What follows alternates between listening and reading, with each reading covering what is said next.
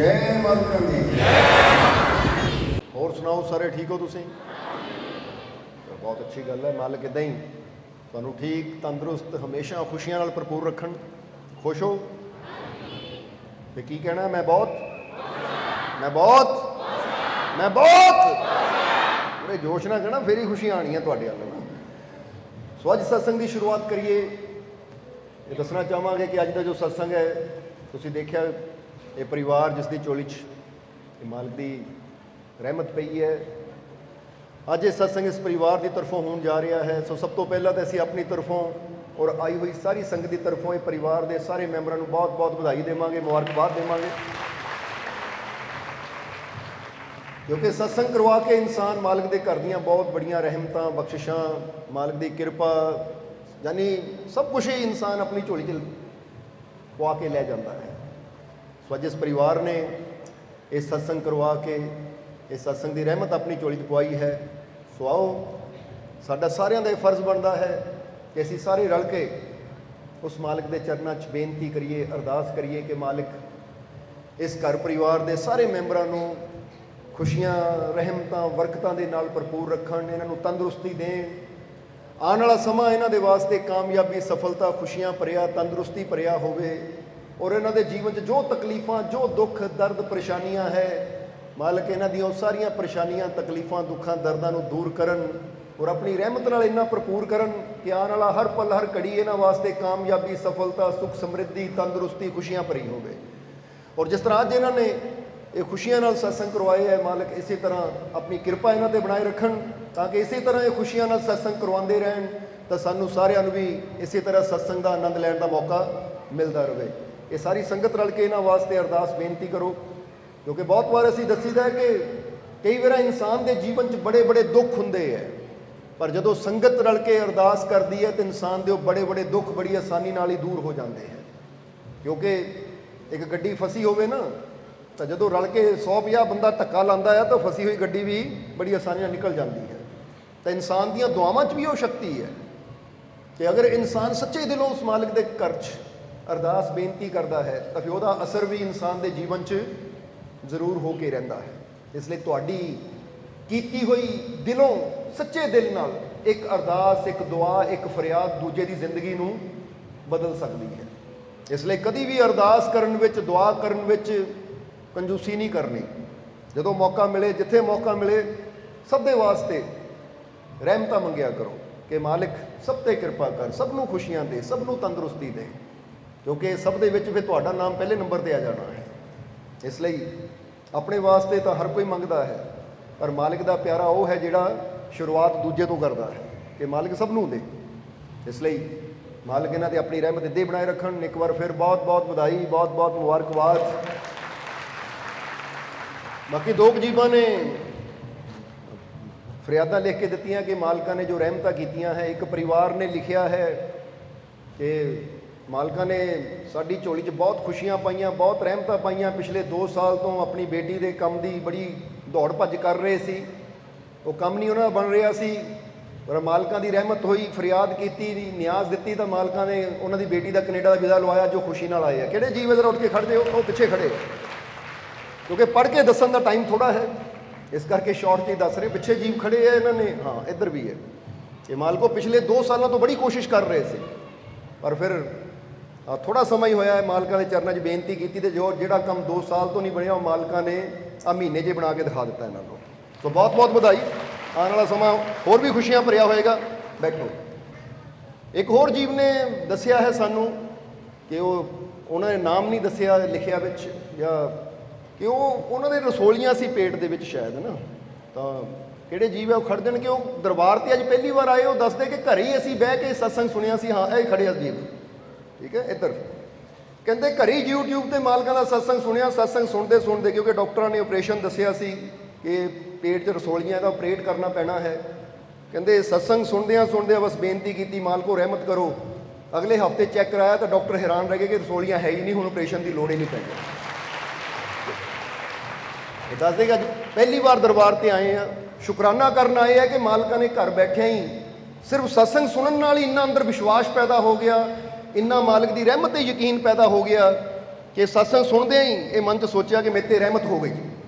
ਤਾਂ ਵਾਕਈ ਅੱਜ ਤੁਹਾਡੇ ਸਾਹਮਣੇ ਹੈ, ਕਿਉਂਕਿ ਇਹਨਾਂ ਨੇ ਵੀ ਜਦੋਂ ਇੱਥੇ ਮੱਥਾ ਟੇਕ ਰਹੇ ਸੀ, ਜੀ ਮਿਲ ਰਹੇ ਸੀ, ਉਦੋਂ ਦੱਸਿਆ ਕਿ ਮਾਲਕੋ ਬਹੁਤ ਬੜੀ ਰਹਿਮਤ ਹੋਈ ਹੈ। ਬਸ ਇੱਦਾਂ ਹੀ ਵਿਸ਼ਵਾਸ ਰੱਖਣਾ, ਅੱਗੇ ਹੋਰ ਵੀ ਬਹੁਤ ਰਹਿਮਤਾਂ ਮਾਲਕ ਨੇ ਕਰਨੀਆਂ ਤੁਹਾਡੇ 'ਤੇ। ਚਲੋ ਮਾਲਕ ਬੈਠੋ।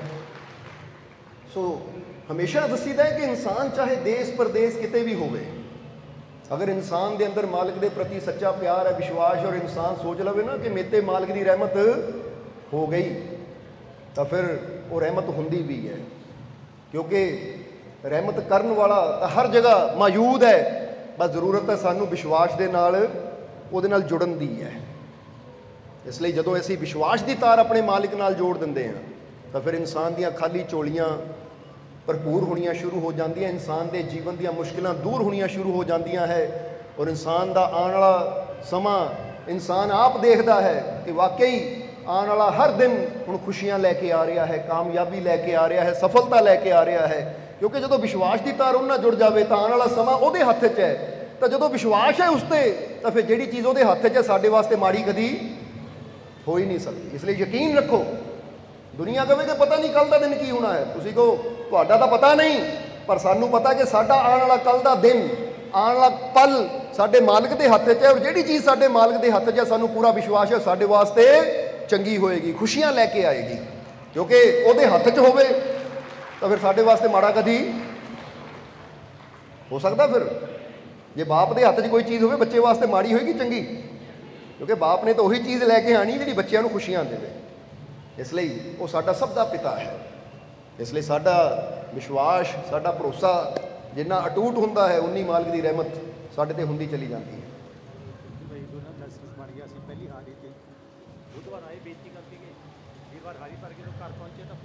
ਹਾਂ, ਇੱਕ ਹੋਰ ਜੀਵ ਨੇ ਹੁਣੇ ਬੇਨਤੀ ਭੇਜੀ ਹੈ ਕਿ ਇਹ ਵੀ ਮਾਲਕ ਜ਼ਰੂਰ ਦੱਸਣ ਕਿ ਉਹਨਾਂ ਦੇ ਦੁਬਈ ਦੇ ਵਿੱਚ ਸੀ, ਪਿਛਲੇ ਕਾਫੀ ਸਾਲਾਂ ਤੋਂ ਟਰਾਈ ਕਰ ਰਹੇ ਸੀ, ਕਹਿੰਦੇ ਲਾਇਸੈਂਸ ਨਹੀਂ ਬਣ ਰਿਹਾ ਸੀ। ਉਹ ਕਿਹੜੇ ਜੀਵ ਜਿਹੜਾ ਖੜ ਜਾਣ, ਉਹ ਕਹਿੰਦੇ ਆ ਕੇ ਬੇਨਤੀ ਕੀਤੀ ਤਾਂ ਮਾਲਕ ਦੇ ਚਰਨੇ ਬੇਨਤੀ ਕੀਤੀ, ਇੱਕ ਹਫ਼ਤੇ ਵਿੱਚ ਹੀ ਮਾਲਕਾਂ ਦੇ ਰਹਿਮਤ ਨਾਲ ਲਾਇਸੈਂਸ ਬਣ ਗਿਆ। ਉਹ ਸਾਹਮਣੇ ਜੀਵ ਖੜੇ ਹੈ।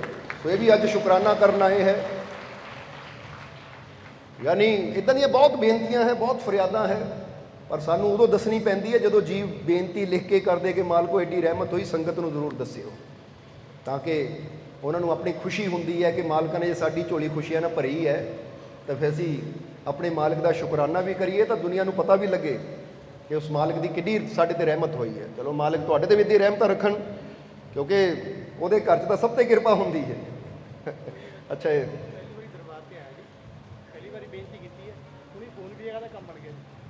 ਸੋ ਤੁਹਾਡਾ ਨਾਮ ਕੀ ਹੈ?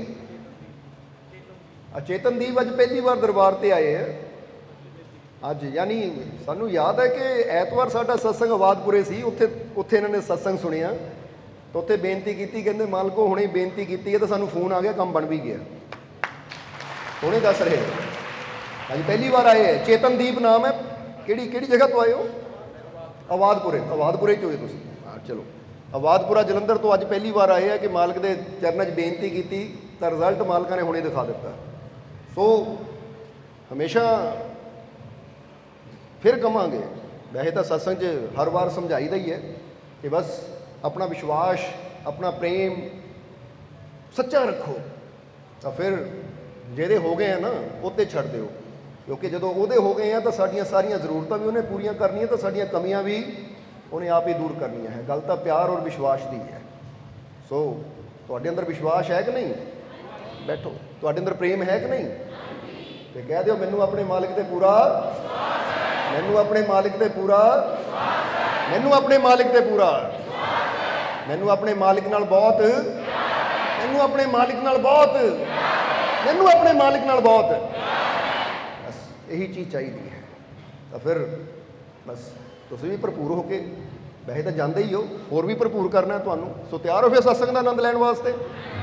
ਸੋ ਆਓ ਫਿਰ ਹੁਣ ਆਪਣੇ ਪਿਆਰ ਦੀ, ਵਿਸ਼ਵਾਸ ਦੀ, ਦਿਲ ਦੀ ਤਾਰ ਮਾਲਕ ਦੇ ਚਰਨਾਂ ਨਾਲ ਜੋੜ ਕੇ, ਇਸ ਸਤਸੰਗ ਦੇ ਵਚਨਾਂ ਨਾਲ ਜੋੜ ਕੇ ਅਸੀਂ ਆਪਣੀ ਜ਼ਿੰਦਗੀ ਨੂੰ, ਆਪਣੇ ਜੀਵਨ ਨੂੰ ਮਾਲਕ ਦੀਆਂ ਰਹਿਮਤਾਂ ਨਾਲ ਭਰਪੂਰ ਕਰਨਾ ਹੈ, ਉਹਦੀਆਂ ਰਹਿਮਤਾਂ ਨੂੰ ਹਾਸਲ ਕਰਨਾ ਹੈ ਔਰ ਆਪਣੀ ਜ਼ਿੰਦਗੀ ਸਫਲ ਬਣਾਉਣੀ ਹੈ।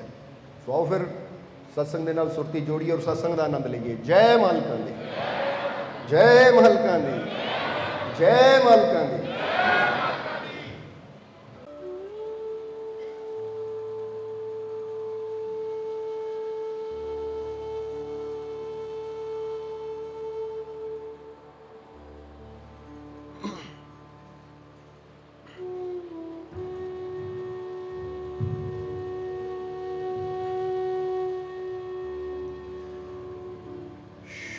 ਕਰਦੇ ਹਾਂ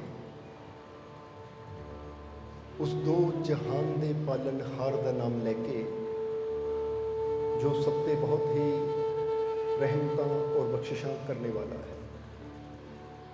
ਅੱਜ ਇਸ ਵੀਰਵਾਰ ਦੇ ਪਵਿੱਤਰ ਰੋਜ਼ ਤੁਸੀਂ ਇਸ ਮਾਲਕ ਦੇ ਦਰਬਾਰ 'ਚ ਆਪਣੀ ਹਾਜ਼ਰੀ ਲਗਾ ਰਹੇ ਹੋ। ਅੱਜ ਇਸ ਸਤਸੰਗ ਦੇ ਵਿੱਚ ਤੁਸੀਂ ਆਏ ਹੋ ਔਰ ਹਜ਼ਾਰਾਂ ਜੀਵ ਆਉਂਦੇ ਹੈ ਆਪਣੀ ਬੇਨਤੀ, ਆਪਣੀ ਅਰਦਾਸ, ਆਪਣੀ ਪ੍ਰਾਰਥਨਾ ਲੈ ਕੇ, ਦੁਆ ਲੈ ਕੇ ਉਸ ਮਾਲਕ ਦੇ ਘਰ 'ਚ। ਔਰ ਜੋ ਵੀ ਪ੍ਰੇਮ ਵਿਸ਼ਵਾਸ ਨਾਲ ਆਉਂਦਾ ਹੈ, ਫਿਰ ਮਾਲਕ ਦੀ ਰਹਿਮਤ ਉਸ 'ਤੇ ਜ਼ਰੂਰ ਹੁੰਦੀ ਹੈ। ਉਹਦੀਆਂ ਖਾਲੀ ਝੋਲੀਆਂ ਵੀ ਮਾਲਕ ਆਪਣੀਆਂ ਰਹਿਮਤਾਂ ਨਾਲ ਜ਼ਰੂਰ ਭਰਦੇ ਹੈ। ਪਰ ਅੱਜ ਅਸੀਂ ਇਸ ਸਤਸੰਗ ਦੇ ਵਿੱਚ ਥੋੜ੍ਹਾ ਜਿਹਾ ਇਸ ਚੀਜ਼ ਨੂੰ ਸਮਝਣਾ ਹੈ ਕਿ ਜਦੋਂ ਅਸੀਂ ਪ੍ਰਾਰਥਨਾ ਕਰਦੇ ਹਾਂ, ਅਰਦਾਸ ਕਰਦੇ ਹਾਂ, ਬੇਨਤੀ ਕਰਦੇ ਹਾਂ, ਤਾਂ ਫਿਰ ਕਿਹਨਾਂ ਜੀਵਾਂ ਦੀ ਅਰਦਾਸ, ਬੇਨਤੀ, ਪ੍ਰਾਰਥਨਾ ਸੰਪੂਰਨ ਹੁੰਦੀ ਹੈ? ਕਿਉਂਕਿ ਪ੍ਰਾਰਥਨਾ ਦੇ ਵੀ ਕੁਝ ਨਿਯਮ ਹੈ। ਜਿੱਦਾਂ ਆਪਾਂ ਅਰਦਾਸ ਕਰਦੇ ਹਾਂ ਨਾ, ਦੁਆ ਕਰਦੇ ਹਾਂ, ਪ੍ਰਾਰਥਨਾ ਕਰਦੇ ਹਾਂ, ਤਾਂ ਉਹਦੇ ਵੀ ਕੁਝ ਨਿਯਮ ਹੈ। ਔਰ ਉਹ ਨਿਯਮ ਅਗਰ ਅਸੀਂ ਸਮਝ ਲਵਾਂਗੇ ਤਾਂ ਜਿਹੜਾ ਨਿਯਮ ਸਮਝ ਲੈਂਦਾ ਨਾ ਚੀਜ਼ ਦੇ, ਉਹ ਫਿਰ ਉਹ ਚੀਜ਼ ਦਾ ਪੂਰਾ ਲਾਭ ਵੀ ਹਾਸਿਲ ਕਰ ਲੈਂਦਾ ਹੈ।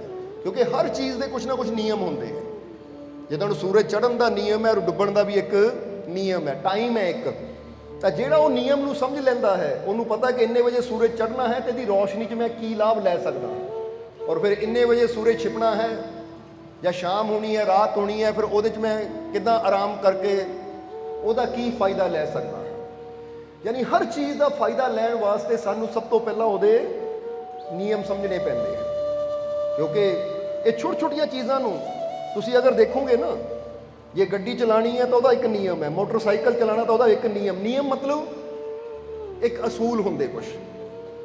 ਹੁਣ ਇੱਕ ਪਲੇਨ ਪਾਇਲਟ ਉਡਾਉਂਦਾ ਹੈ ਤਾਂ ਉਹਦੇ ਵੀ ਨਿਯਮ ਹੈ ਕਿ ਸ਼ੁਰੂਆਤ ਕਿੱਦਾਂ ਕਰਨੀ ਹੈ, ਔਰ ਹਵਾ ਜਦੋਂ ਜਾਣਾ ਤਾਂ ਕਿੱਦਾਂ ਉਹ ਪਲੇਨ ਨੂੰ ਆਪਣੇ ਕੰਟਰੋਲ 'ਚ ਕਰਨਾ ਹੈ। ਉੱਪਰ ਜਾਣ ਦਾ ਨਿਯਮ ਕੀ ਹੈ, ਨੀਚੇ ਲਿਆਉਣ ਦਾ ਨਿਯਮ ਕੀ ਹੈ, ਸਪੀਡ ਘਟਾਉਣ ਦਾ, ਵਧਾਉਣ ਦਾ ਨਿਯਮ ਕੀ ਹੈ। ਜਿਹਨੂੰ ਸਮਝ ਹੁੰਦੀ ਹੈ ਉਹ ਫਿਰ ਪੂਰਾ ਉਹਦਾ ਲਾਭ ਲੈ ਸਕਦਾ ਹੈ।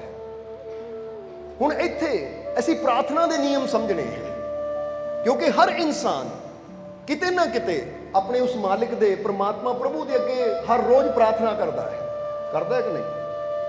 ਜੇ ਇਨਸਾਨ ਆਪਣੇ ਘਰਾਂ 'ਚ ਵੀ ਹੈ ਨਾ, ਤਾਂ ਦੇਖਿਆ ਕਿ ਘਰਾਂ 'ਚ ਵੀ ਉਹ ਹੱਥ ਜੋੜ ਕੇ ਪ੍ਰਾਰਥਨਾ ਕਰਦਾ ਹੈ, ਅਰਦਾਸ ਕਰਦਾ ਹੈ। ਔਰ ਫਿਰ ਕਈ ਵਾਰ ਇਨਸਾਨ ਦੀ ਇੱਕ ਆਵਾਜ਼ ਹੁੰਦੀ ਹੈ, ਉਹ ਕਿਹੜੀ ਹੁੰਦੀ ਹੈ ਕਿ ਪ੍ਰਮਾਤਮਾ ਪਤਾ ਨਹੀਂ ਸਾਡੀ ਪ੍ਰਾਰਥਨਾ ਕਿਉਂ ਨਹੀਂ ਪੂਰੀ ਕਰਦਾ, ਜਾਂ ਸਾਡੀ ਅਰਦਾਸ ਪੂਰੀ ਕਿਉਂ ਨਹੀਂ ਹੁੰਦੀ, ਸਾਡੇ ਤੇ ਰਹਿਮਤ ਕਿਉਂ ਨਹੀਂ ਹੁੰਦੀ, ਸਾਡੇ ਤੇ ਕਿਰਪਾ ਕਿਉਂ ਨਹੀਂ ਹੁੰਦੀ। ਹੁਣ ਇਹ ਚੀਜ਼ ਸਮਝਣੀ ਹੈ ਕਿ ਉਹ ਕਿਉਂ ਨਹੀਂ ਹੁੰਦੀ। ਇਹ ਜਿਹੜਾ ਕਿਉਂ ਹੈ ਨਾ, ਉਹ ਇਸੇ ਲਈ ਨਹੀਂ ਹੁੰਦੀ ਕਿਉਂਕਿ ਕਿਤੇ ਨਾ ਕਿਤੇ ਸਾਨੂੰ ਪ੍ਰਾਰਥਨਾ ਦੇ ਨਿਯਮ ਦਾ ਪਤਾ ਨਹੀਂ ਹੈ। ਹੁਣ ਪ੍ਰਾਰਥਨਾ ਦੇ ਨਿਯਮ ਨੂੰ ਅਗਰ ਸਮਝ ਕੇ ਉਸ ਤੇ ਪੂਰੀ ਤਰ੍ਹਾਂ ਅਸੀਂ ਚੱਲੀਏ, ਯਾਨੀ ਉਹ ਨਿਯਮ ਦੀ ਪੂਰੀ ਪਾਲਣਾ ਕਰੀਏ, ਤਾਂ ਫਿਰ ਇਨਸਾਨ ਦੀ ਹਰ ਪ੍ਰਾਰਥਨਾ, ਇਨਸਾਨ ਦੀ ਹਰ ਅਰਦਾਸ ਪੂਰੀ ਵੀ ਜ਼ਰੂਰ ਹੁੰਦੀ ਹੈ। ਕਿਉਂਕਿ ਅਸੀਂ ਤਾਂ ਆਪਣੇ ਜੀਵਨ 'ਚ ਦੇਖਿਆ ਹੈ। ਔਰ ਫਿਰ ਕਵਾਂਗੇ ਕਿ ਜਦੋਂ ਅਸੀਂ ਕੋਈ ਵੀ ਚੀਜ਼ ਇੱਥੇ ਬਹਿ ਕੇ ਬੋਲਦੇ ਹਾਂ ਨਾ, ਤਾਂ ਸਭ ਤੋਂ ਪਹਿਲਾਂ ਉਸ ਤੇ ਖੁਦ ਅਮਲ ਕਰਕੇ ਦੇਖਦੇ ਹਾਂ। ਕਿਉਂਕਿ ਸਾਨੂੰ ਪਤਾ ਕਿ ਹਜ਼ਾਰਾਂ ਨਹੀਂ ਲੱਖਾਂ ਜੀਵਾਂ ਨੇ ਸੁਣਨਾ ਹੈ ਔਰ ਇਹਦਾ ਲਾਭ ਲੈਣਾ ਹੈ। ਔਰ ਇਹ ਗੱਲ ਹਵਾਵਾਂ 'ਚ ਨਹੀਂ ਕੀਤੀ ਜਾਂਦੀ ਕਿ ਇਹਦਾ ਅਸਰ ਹੋਵੇ ਨਾ ਤਾਂ ਤੁਹਾਨੂੰ ਸੁਣਾ ਦਈਏ। ਪਹਿਲਾਂ ਐਕਸਪੈਰੀਮੈਂਟ ਕੀਤਾ ਜਾਂਦਾ ਹੈ, ਅਜਮਾ ਕੇ ਦੇਖਿਆ ਜਾਂਦਾ ਹੈ ਕਿ ਵਾਕਈ ਇਹਦਾ ਅਸਰ ਹੈ। ਅਗਰ ਹੈ ਤਾਂ ਜੇ ਇਹਦਾ ਲਾਭ ਐਸੀ ਲਿਆ ਹੈ ਜਾਂ ਸਾਡੇ ਪਿਆਰਿਆਂ ਨੇ ਲਿਆ, ਤਾਂ ਹੁਣ ਸਾਡੇ ਬਾਕੀ ਪਿਆਰੇ ਵੀ ਲੈਣ। ਕਿਉਂਕਿ ਜਿੱਥੇ ਪਿਆਰ ਦੀ ਗੱਲ ਹੁੰਦੀ ਹੈ ਨਾ, ਉੱਥੇ ਇੱਕ ਚੀਜ਼ ਮੁੱਖ ਹੁੰਦੀ ਹੈ। ਉਹ ਕਿਹੜੀ? ਕਿ ਅਗਰ ਇਹ ਚੀਜ਼ ਦਾ ਫਾਇਦਾ ਮੈਨੂੰ ਹੋਇਆ ਤਾਂ ਮੈਂ ਜਿਸ ਨਾਲ ਵੀ ਪਿਆਰ ਕਰਦਾ ਹਾਂ, ਮੈਂ ਚਾਹੁੰਦਾ ਇਹਦਾ ਫਾਇਦਾ ਉਸ ਹਰ ਇਨਸਾਨ ਨੂੰ ਹੋਵੇ ਜਿਹਦੇ ਨਾਲ ਵੀ ਕਹਿ ਦਿਓ ਮੈਨੂੰ ਪਿਆਰ ਹੈ। ਇਸ ਲਈ ਪ੍ਰਾਰਥਨਾ ਦੇ ਨਿਯਮ ਅੱਜ ਕਿਉਂ ਸਮਝਾਉਣ ਜਾ ਰਹੇ ਹਾਂ? ਤਾਂ ਕਿ ਤੁਹਾਡੇ ਜੀਵਨ 'ਚ ਵੀ ਥੋੜਾ ਬਦਲਾਅ ਆਵੇ, ਤਾਂ ਕਿ ਤੁਸੀਂ ਵੀ ਇਹਦਾ ਪੂਰਾ ਲਾਭ ਲੈ ਸਕੋ। ਸੋ ਪ੍ਰਾਰਥਨਾ ਦੇ ਨਿਯਮ ਪ੍ਰਮਾਤਮਾ ਦੇ ਘਰ 'ਚ ਕੋਈ ਲੰਬੇ ਚੌੜੇ ਨਹੀਂ ਹੈ। ਇੱਥੇ ਅਗਰ ਅਸੀਂ 5 ਨਿਯਮ ਇਹ ਪ੍ਰਾਰਥਨਾ ਦੇ ਸਮਝ ਲਈਏ, ਕੋਈ ਲੰਬੇ ਚੌੜੇ ਨਹੀਂ ਹੈ, ਸਿਰਫ 5 ਨਿਯਮ ਹੈ। ਅਗਰ ਅਸੀਂ ਇਹ ਸਮਝ ਲਈਏ ਤਾਂ ਫਿਰ ਸਾਡੇ ਜੀਵਨ 'ਚ ਬਦਲਾਅ ਆਏਗਾ। ਫਿਰ ਸਾਨੂੰ ਆਪ ਮਹਿਸੂਸ ਹੋਏਗਾ, ਫੀਲ ਕਰਾਂਗੇ ਅਸੀਂ ਕਿ ਵਾਕਿਆ ਜੋ ਇਹਨਾਂ ਨਿਯਮਾਂ ਦੇ ਅੰਦਰ ਚੱਲ ਕੇ ਅਸੀਂ ਪ੍ਰਭੂ ਤੋਂ ਮੰਗਦੇ ਹਾਂ, ਫਿਰ ਉਹ ਪ੍ਰਮਾਤਮਾ ਪ੍ਰਭੂ ਸਾਨੂੰ ਦਿੰਦਾ ਵੀ ਜ਼ਰੂਰ ਹੈ। ਸੋ ਸਮਝਣ ਨੂੰ ਤਿਆਰ ਹੋ ਤੁਸੀਂ? ਸੋ ਆਓ ਸਮਝੀਏ ਇਹ ਪ੍ਰਾਰਥਨਾ ਦੇ 5 ਨਿਯਮ। ਸੋ ਪਹਿਲਾ ਨਿਯਮ ਹੈ ਕਿ ਜਦੋਂ ਅਸੀਂ ਪ੍ਰਾਰਥਨਾ ਕਰਦੇ ਹਾਂ ਪ੍ਰਮਾਤਮਾ ਦੇ ਘਰ 'ਚ, ਪਹਿਲਾ ਨਿਯਮ ਹੈ ਕਿ ਸਾਡੇ ਅੰਦਰ ਇਹ 5 ਚੀਜ਼ਾਂ ਦਾ ਹੋਣਾ ਜ਼ਰੂਰੀ ਹੈ, ਜਿਸ 'ਚੋਂ ਪਹਿਲੀ ਚੀਜ਼ ਹੈ ਉਹ ਹੈ ਪ੍ਰੇਮ। ਕਿਹੜੀ ਚੀਜ਼ ਹੈ? ਪ੍ਰੇਮ। ਇਹ ਪ੍ਰੇਮ ਉਸ ਪਰਮਾਤਮਾ ਨਾਲ, ਉਸ ਪ੍ਰਭੂ ਦੇ ਨਾਲ, ਉਸ ਮਾਲਿਕ ਦੇ ਨਾਲ। ਕਿਉਂਕਿ ਜਿਸ ਤੋਂ ਅਸੀਂ ਕੁਝ ਲੈਣਾ ਹੈ ਨਾ, ਜਿਸ ਤੋਂ ਅਸੀਂ ਚਾਹੁੰਦੇ ਹਾਂ ਕਿ ਸਾਨੂੰ ਖੁਸ਼ੀਆਂ ਮਿਲਣੀਆਂ ਹੈ, ਤਾਂ ਸਭ ਤੋਂ ਪਹਿਲਾਂ ਉਹਨਾਂ ਪ੍ਰੇਮ ਕਰਨਾ ਸ਼ੁਰੂ ਕਰਦੇ ਹੋ। ਕਿਉਂਕਿ ਜਦੋਂ ਤੁਸੀਂ ਉਹਦੇ ਨਾਲ ਪ੍ਰੇਮ ਕਰਦੇ ਹੋ, ਫਿਰ ਕਹਾਂਗੇ ਕਿ ਪ੍ਰਮਾਤਮਾ ਤਾਂ ਸਭ ਨੂੰ ਪ੍ਰੇਮ ਕਰਦਾ ਹੈ, ਉਹ ਪ੍ਰਭੂ ਤਾਂ ਸਭ ਨਾਲ ਪਿਆਰ ਕਰਦਾ ਹੈ, ਪਰ ਜ਼ਰੂਰਤ ਤਾਂ ਇੱਧਰੋਂ ਪ੍ਰੇਮ ਕਰਨ ਦੀ ਹੈ। ਤਾਂ ਹੀ ਤਾਂ ਗੁਰੂਆਂ ਨੇ ਵੀ ਫਰਮਾਨ ਕੀਤਾ ਨਾ ਕਿ ਚਰਨ ਸ਼ਰਨ ਗੁਰੂ ਏਕ ਪੈਂਡਾ ਜਾਈ ਚੱਲ, ਸਤਿਗੁਰ ਕੋਟ ਪੈਂਡਾ ਆਗੇ ਹੋਏ ਲੇਤ ਹੈ। ਔਰ ਇਦਾਂ ਦੀਆਂ ਕਈ ਮਿਸਾਲਾਂ, ਜਿਸ ਤਰ੍ਹਾਂ ਇਤਿਹਾਸ ਵਿੱਚ ਕਈ ਮਿਸਾਲਾਂ ਆਉਂਦੀਆਂ ਹੈ, ਔਰ ਇਹਦਾ ਕਈ ਵਾਰ ਜ਼ਿਕਰ ਵੀ ਹੋਇਆ ਹੈ ਕਿ ਸ਼੍ਰੀ ਗੁਰੂ ਨਾਨਕ ਦੇਵ ਜੀ ਨੇ ਭਾਈ ਲਾਲੋ ਦੇ ਘਰ ਰੁੱਖੀ ਸੁੱਖੀ ਕੋਧਰੇ ਦੀ ਰੋਟੀ ਖਾਧੀ, ਜਾਂ ਸ਼੍ਰੀ ਰਾਮ ਨੇ, ਹੁਣ ਜ਼ਰਾ ਗੌਰ ਕਰਨਾ, ਸ਼ਬਰੀ ਦੇ ਘਰ ਝੂਠੇ ਬੇਰ ਖਾਧੇ, ਜਾਂ ਸ਼੍ਰੀ ਕ੍ਰਿਸ਼ਨ ਨੇ ਵਿਦੁਰ ਦੇ ਘਰ ਦਾ ਅਲੂਣਾ ਸਾਗ ਖਾਧਾ। ਤਾਂ ਹੁਣ ਇਹ ਸ਼ੁਰੂਆਤ ਕਿੱਥੋਂ ਹੋਈ? ਕਿਉਂ ਖਾਧਾ? ਕਿਉਂਕਿ ਸ਼ੁਰੂਆਤ ਹੋਈ ਕਿ ਭਾਈ ਲਾਲੋ ਦੇ ਮਨ 'ਚ ਇੱਕ ਪ੍ਰੇਮ ਸੀ, ਭਾਵਨਾ ਸੀ ਕਿ ਕਿਤੇ ਸਤਿਗੁਰੂ ਨਾਨਕ ਮੇਰੇ ਘਰ ਆਣ। ਉਹ ਖਿੱਚ ਸੀ, ਯਾਨੀ ਸ਼ੁਰੂਆਤ ਪਹਿਲਾਂ ਇੱਥੋਂ ਹੁੰਦੀ ਹੈ। ਫਿਰ ਸ਼ਬਰੀ ਦੇ ਮਨ 'ਚ ਇੱਕ ਭਾਵਨਾ ਸੀ ਕਿ ਕਦੀ ਨਾ ਕਦੀ ਰਾਮ ਮੇਰੇ ਘਰ ਆਣਗੇ। ਕਿਉਂਕਿ ਕਿਹਾ ਜਾਂਦਾ ਹੈ ਕਿ ਪ੍ਰੇਮ ਇੱਕ ਐਸੀ ਡੋਰ ਹੈ ਜਿਹੜੀ ਨਜ਼ਰ ਤਾਂ ਨਹੀਂ ਆਉਂਦੀ, ਪਰ ਜਿਹਦੇ ਨਾਲ ਜੋੜੀ ਜਾਵੇ ਨਾ, ਉਹਨੂੰ ਇਦਾਂ ਦਾ ਆਪਣੇ ਵੱਲ ਖਿੱਚਦੀ ਹੈ ਕਿ ਬੰਦੇ ਨੂੰ ਆਣਾ ਪੈਂਦਾ ਹੈ। ਤਾਂ ਹੀ ਤਾਂ ਕਹਿੰਦੇ ਹੈ ਕਿ ਊਂਚ ਨੀਚ ਕਾ ਪ੍ਰੇਮ ਮੇਂ, ਊਂਚ ਨੀਚ ਕਾ प्रेम में होता नहीं है फेर। जरा गौर करना सारे कि जरा प्रेम है ना, उच्चा कौन है नीवा कौन है नहीं देखा जाता। ऊंच नीच का प्रेम में होता नहीं है फेर, इसके कारण राम ने खाए झूठे, कि राम ने झूठे बेर भी खाधे प्रेम दे करके। कोई भिलनी दे कोल ना उहदी जाति उच्ची सी, ना कोई धन दौलत दी मलिका सी, ना कोई ਉਹਦੇ ਕੋਲ ਜਾਇਦਾਦ ਸੀ, ਬਸ ਪ੍ਰੇਮ ਸੀ, ਉਹਦੀ ਇੱਕ ਭਾਵਨਾ ਸੀ। ਸੋ ਸਭ ਤੋਂ ਪਹਿਲਾਂ ਅਸੀਂ ਜਿਸ ਤੋਂ ਹਾਸਿਲ ਕਰਨਾ ਚਾਹੁੰਦੇ ਹਾਂ ਨਾ, ਤਾਂ ਸਾਨੂੰ ਉਹਦੇ ਨਾਲ ਪ੍ਰੇਮ ਕਰਨਾ ਪਏਗਾ, ਉਹਦੇ ਨਾਲ ਪਿਆਰ ਕਰਨਾ ਪਏਗਾ, ਕਿਉਂਕਿ ਸ਼ੁਰੂਆਤ ਪ੍ਰੇਮ ਦੀ ਹੁੰਦੀ ਹੈ। ਜੇ ਬੰਦਾ ਸੋਚੇ ਕਿ ਪਹਿਲਾਂ ਰੱਬ ਮੈਨੂੰ ਦੇਵੇ ਫਿਰ ਮੈਂ ਉਹਨਾਂ ਪਿਆਰ ਕਰਨਾ ਹੈ, ਤਾਂ ਫਿਰ ਇਹ ਸੌਦਾ ਹੋ ਜਾਂਦਾ ਹੈ। ਜਿੱਦਾਂ ਬੰਦਾ ਕਹਿੰਦਾ ਨਾ ਸੌਦਾ, ਪਹਿਲਾਂ ਉਹ ਮੈਨੂੰ ਕਰੇ ਤਾਂ ਫਿਰ ਮੈਂ ਕਰਨਾ ਹੈ। ਉਹ ਰੱਬ ਦੇ ਘਰ 'ਚ ਸੌਦੇ ਨਹੀਂ ਚੱਲਦੇ, ਰੱਬ ਦੇ ਘਰ 'ਚ ਤਾਂ ਪ੍ਰੇਮ ਚੱਲਦਾ ਹੈ। ਜੇ ਹੁਣ ਜੇ ਜਾਤੀ ਦੀ भिलनी शबरी सोचती पहला राम मेरे घर आने फिर प्यार करना है, तो फिर तो राम ने कभी आना ही नहीं सी। इसलिए विदुर के मन च भी भावना सी कि श्री कृष्ण मेरे घर आएंगे, भोजन करनगे। यानी जिन्नी भावना सच्ची हुंदी चली जाती है, समझ लो जिन्नी इश्क की गहराई बढ़ती चली जाती है, उन्ना ही परमात्मा नूं फिर उहदी रहमत नूं फिर साडे तक आना पैंदा है। इसलिए प्रार्थना का पहला नियम जो दसदा है वह है प्रेम, कि जे तू चाहता है कि परमात्मा तेरी हर पुकार नूं सुने, तो फिर उन्हें प्यार करना शुरू कर, उन्हें मुहब्बत करनी शुरू कर, क्योंकि वह तो सबना प्यार करता है। जो सबना प्यार की गल आती है तो इत्थे एक मतलब यह होंदा है कि परमात्मा के दिल च किसी वास्ते नफरत नहीं है, उहदियां नज़रां च कोई अमीर गरीब उच्चा नीवा गोरा काला नहीं है। क्योंकि इंसान कहेगा भाई मैं प्रेम करना पहला देखा सही दी शक्ल सूरत किदां दी है। इंसान शक्लां देख के प्यार करता है, समझदे हो कि नहीं? इसलिए एक गल तुहानूं कहांगे कि जे कोई तुहानूं सोहना लगे फिर तुसीं उन्हां प्रेम करदे हो, तो वह प्यार नहीं है। थोड़ा समझदे हो कि नहीं? वो प्यार नहीं, वो मोह है या वासना है।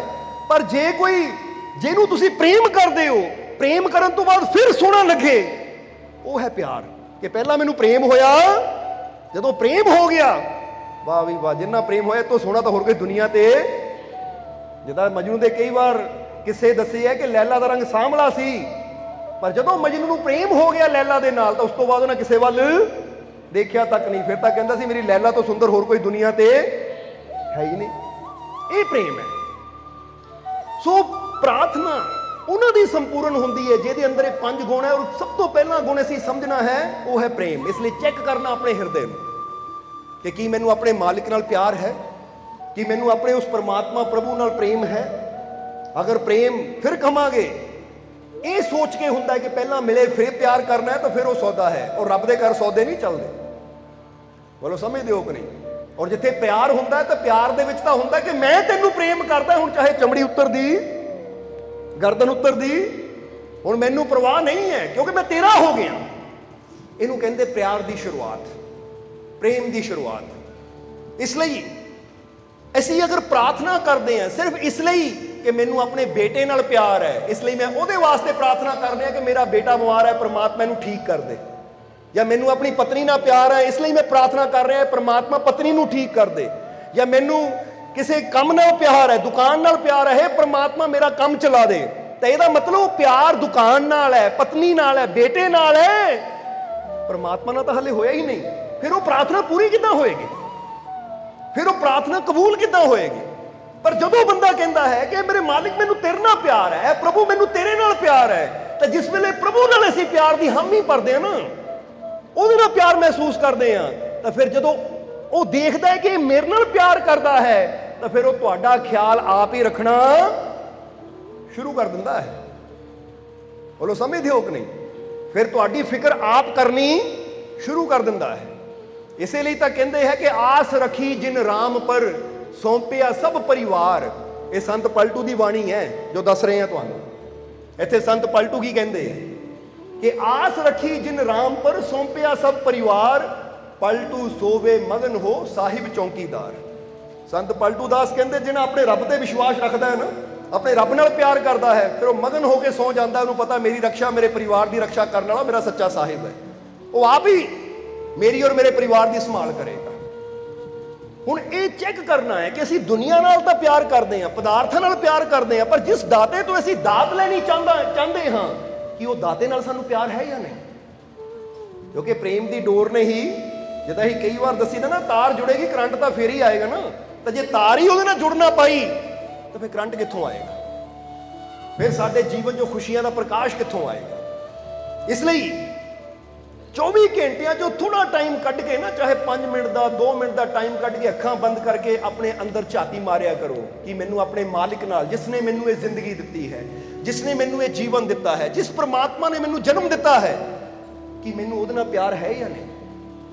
अगर नहीं है तो फिर अपने अंदर ये फीलिंग, ये फील करना शुरू करो, कहना शुरू करो कि मैनू अपने मालिक नाल, मालिक कह लो, परमात्मा कह लो, प्रभु कह लो, क्योंकि नाम ਉਹਦਾ ही है। फील करो अपने हिरदे ते हथ रख के और कहो कि मैनू अपने मालिक नाल बहुत, क्योंकि साडा माइंड ना, जो चीज़ असीं बोलते हैं बार बार साडा माइंड उहनूं सुनदा है, और सुन के उही गल साडे सबकॉन्शियस माइंड तक, साडे हिरदे की गहराई तक जाती है। फिर जो हिरदे की गहराई तक जाती है तो वो चीज़ साडे जीवन च आनी शुरू हो जाती है। क्योंकि हर वेले तो बंदा कहता रहता मैनू अपने बच्चों नाल बहुत प्यार है, मैनू अपने मकान नाल बहुत प्यार है, मैनू इहदे नाल प्यार है, और जिन्ना तुसी ये प्यार का दावा करदे हो, हामी भरदे हो, उन्ना ही तुसी देखोगे तुहाडा प्यार होर भी वधदा चला जाता है। पर एक सवाल तुहानूं ये पुछना है कि कदी तुसी अपने परमात्मा नूं लैके दावा कीता? दुनिया नूं लैके तो दावे करते हैं। एक बंदा मैसेज लिख लिख के अपने प्यारे नूं आई लव यू, या मैं तेनों बहुत प्यार करदा, मैं तेरे तो बिना रह नहीं सकदा, वो जिन्ना लिखता है वो देखता कि उन्ना ही मेरे अंदर जुनून बढ़ता जा रहा है। बोलो समझते हो कि नहीं? क्योंकि जो असीं रिपीट करी जाना उसका प्रभाव साडे ते, साडे जीवन ते हो के, ये सच्चाई है। जिद्दां तुसीं एक पत्थर ते ना सट मारी जाओगे, वो सट का निशान पत्थर ते भी पैना शुरू हो जाना कि नहीं? इसी तरह तुहाडे जीवन ते वो चीज़ का असर होना शुरू हो जाता जो तुसीं बार बार बोलदे। जे तुसीं किसी नूं उदां ही कहना शुरू कर दिओ ना, ये भी कदी अजमा के देखना, तुसीं किसी नूं प्यार करदे हो पर कहना शुरू कर दो आई हेट यू, मैनू तेरे नाल नफरत है, मैनू तेरे नाल नफरत है, तुसीं देखोगे 15-20 दिनों च ही वो आदमी नाल नफरत होनी शुरू हो जाएगी तुहानूं। क्योंकि शब्दों का प्रभाव साडे जीवन ते बहुत पैंदा है। और एक गल हमेशा याद रखो कि असीं प्रेम का दावा उहदे नाल करना है जिहदे नाल दावा करके साडे जीवन च खुशियां आनियां है, साडे जीवन च आनंद आना है। और ठीक है, ਇਹਦਾ मतलब ये नहीं है कि ये ना कहिए कि मैनू अपनी माँ नाल, बाप नाल, भैणां भरावां नाल प्यार, उन्होंने भी कहो, पर 5 मिनट का टाइम कट के अपने दिल च उन्होंने भी कहना है जिसने सानू ਇਹ ਜੀਵਨ ਦਿੱਤਾ ਹੈ ਤਾਂ ਜਿਸਨੇ ਜ਼ਿੰਦਗੀ 'ਚ ਖੁਸ਼ੀਆਂ ਦੇਣੀਆਂ ਹੈ, ਕਿਉਂਕਿ ਖੁਸ਼ੀਆਂ ਦੇਣੀਆਂ ਕਿਸੇ ਇਨਸਾਨ ਦੇ ਹੱਥ 'ਚ ਨਹੀਂ ਹੈ। ਖੁਸ਼ੀਆਂ ਦੇਣੀਆਂ, ਮੰਨਦੇ ਹੋ ਕਿ ਨਹੀਂ ਇਹ ਚੀਜ਼ ਨੂੰ? ਅਗਰ ਖੁਸ਼ੀ ਦੇਣੀ ਮਾਤਾ ਪਿਤਾ ਦੇ ਹੱਥ 'ਚ ਹੋਵੇ ਤਾਂ ਫਿਰ ਕੋਈ ਮਾਤਾ ਪਿਤਾ ਆਪਣੇ ਬੱਚੇ ਨੂੰ ਦੁਖੀ ਦੇਖ ਸਕਦਾ ਹੈ? ਪਰ ਇੱਥੇ ਬਹੁਤ ਮਾਤਾ ਪਿਤਾ ਆਂਦੇ ਮੇਰਾ ਬੱਚਾ ਬੜਾ ਪਰੇਸ਼ਾਨ ਹੈ, ਬੜਾ ਦੁਖੀ ਹੈ, ਜਾਂ ਮੇਰੀ ਪਤਨੀ ਦੁਖੀ ਹੈ, ਮੇਰਾ ਪਤੀ ਦੁਖੀ ਹੈ, ਕਿਉਂਕਿ ਪਤਾ ਹੈ ਕਿ ਅਸੀਂ ਜਿੰਨਾ ਮਰਜ਼ੀ ਪਿਆਰ ਕਰ ਲਈਏ ਪਰ ਸੁੱਖ ਦੇਣਾ, ਖੁਸ਼ੀ ਦੇਣੀ ਸਾਡੇ ਹੱਥ 'ਚ ਨਹੀਂ ਹੈ। ਅਸੀਂ ਸਿਰਫ ਉਪਾਏ ਕਰ ਸਕਦੇ ਹਾਂ। ਪਤਾ ਹੈ ਕਿ ਤੰਦਰੁਸਤੀ, ਖੁਸ਼ੀ, ਸ਼ਾਂਤੀ ਦੇਣਾ ਤਾਂ ਇੱਕ ਤਾਕਤ ਹੈ ਜਿਸ ਨੂੰ ਪਰਮ ਪਿਤਾ ਪਰਮਾਤਮਾ ਕਿਹਾ ਗਿਆ ਹੈ, ਜਿਸ ਨੂੰ ਮਾਲਿਕ ਕਿਹਾ ਗਿਆ ਹੈ, ਉਹ ਪ੍ਰਭੂ ਕਿਹਾ ਗਿਆ ਹੈ, ਉਹ ਵਾਹਿਗੁਰੂ ਅੱਲਾ ਦੇ ਨਾਮ ਨਾਲ ਜਿਸ ਨੂੰ ਯਾਦ ਕੀਤਾ ਜਾਂਦਾ ਹੈ। ਪਤਾ ਹੈ ਕਿ ਖੁਸ਼ੀਆਂ ਦੇਣਾ ਤਾਂ ਉਹਦੇ, ਪਤਾ ਹੈ ਕਿ ਨਹੀਂ? ਮੰਨਦੇ ਹੋ ਕਿ ਨਹੀਂ ਇਹ ਚੀਜ਼?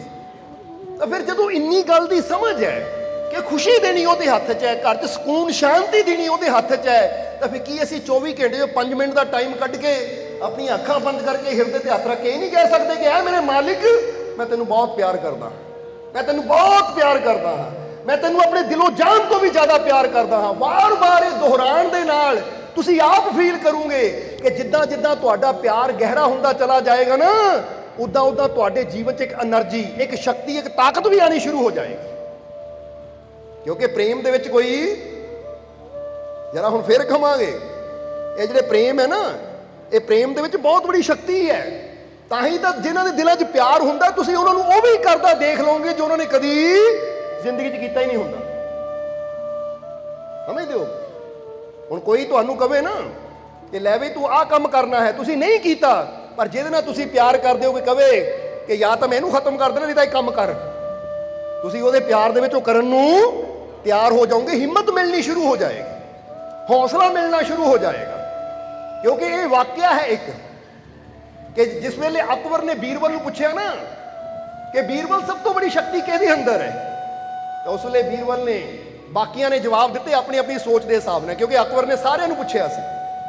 ਕਿਸੇ ਨੇ ਕਿਹਾ ਜੀ ਹਥਿਆਰ ਅੰਦਰ ਸ਼ਕਤੀ ਹੈ, ਕਿਸੇ ਨੇ ਕਿਹਾ ਜੀ ਅੱਗ ਅੰਦਰ ਸ਼ਕਤੀ ਹੈ, ਸਭ ਕੁਝ ਸਾੜ ਕੇ ਸੁਆਹ ਕਰ ਦਿੰਦੀ ਹੈ, ਕਿਸੇ ਨੇ ਕਿਹਾ ਜੀ ਪਾਣੀ ਅੰਦਰ ਸ਼ਕਤੀ ਹੈ, ਜਦੋਂ ਆਉਂਦਾ ਤਾਂ ਪਹਾੜਾਂ ਦੇ ਪਹਾੜ, ਨਗਰਾਂ ਦੇ ਨਗਰ ਬਹਾ ਕੇ ਲੈ ਜਾਂਦਾ ਹੈ, ਕਿਸੇ ਨੇ ਕਿਹਾ ਜੀ ਤੂਫਾਨ ਅੰਦਰ ਸ਼ਕਤੀ ਹੈ, ਉਹ ਸਭ ਕੁਝ ਉਜਾੜ ਦਿੰਦਾ ਹੈ। ਯਾਨੀ ਆਪਣੀ ਸਮਝ ਦੇ ਹਿਸਾਬ ਨਾਲ ਹਰ ਇੱਕ ਇਨਸਾਨ ਨੇ ਕਿਹਾ।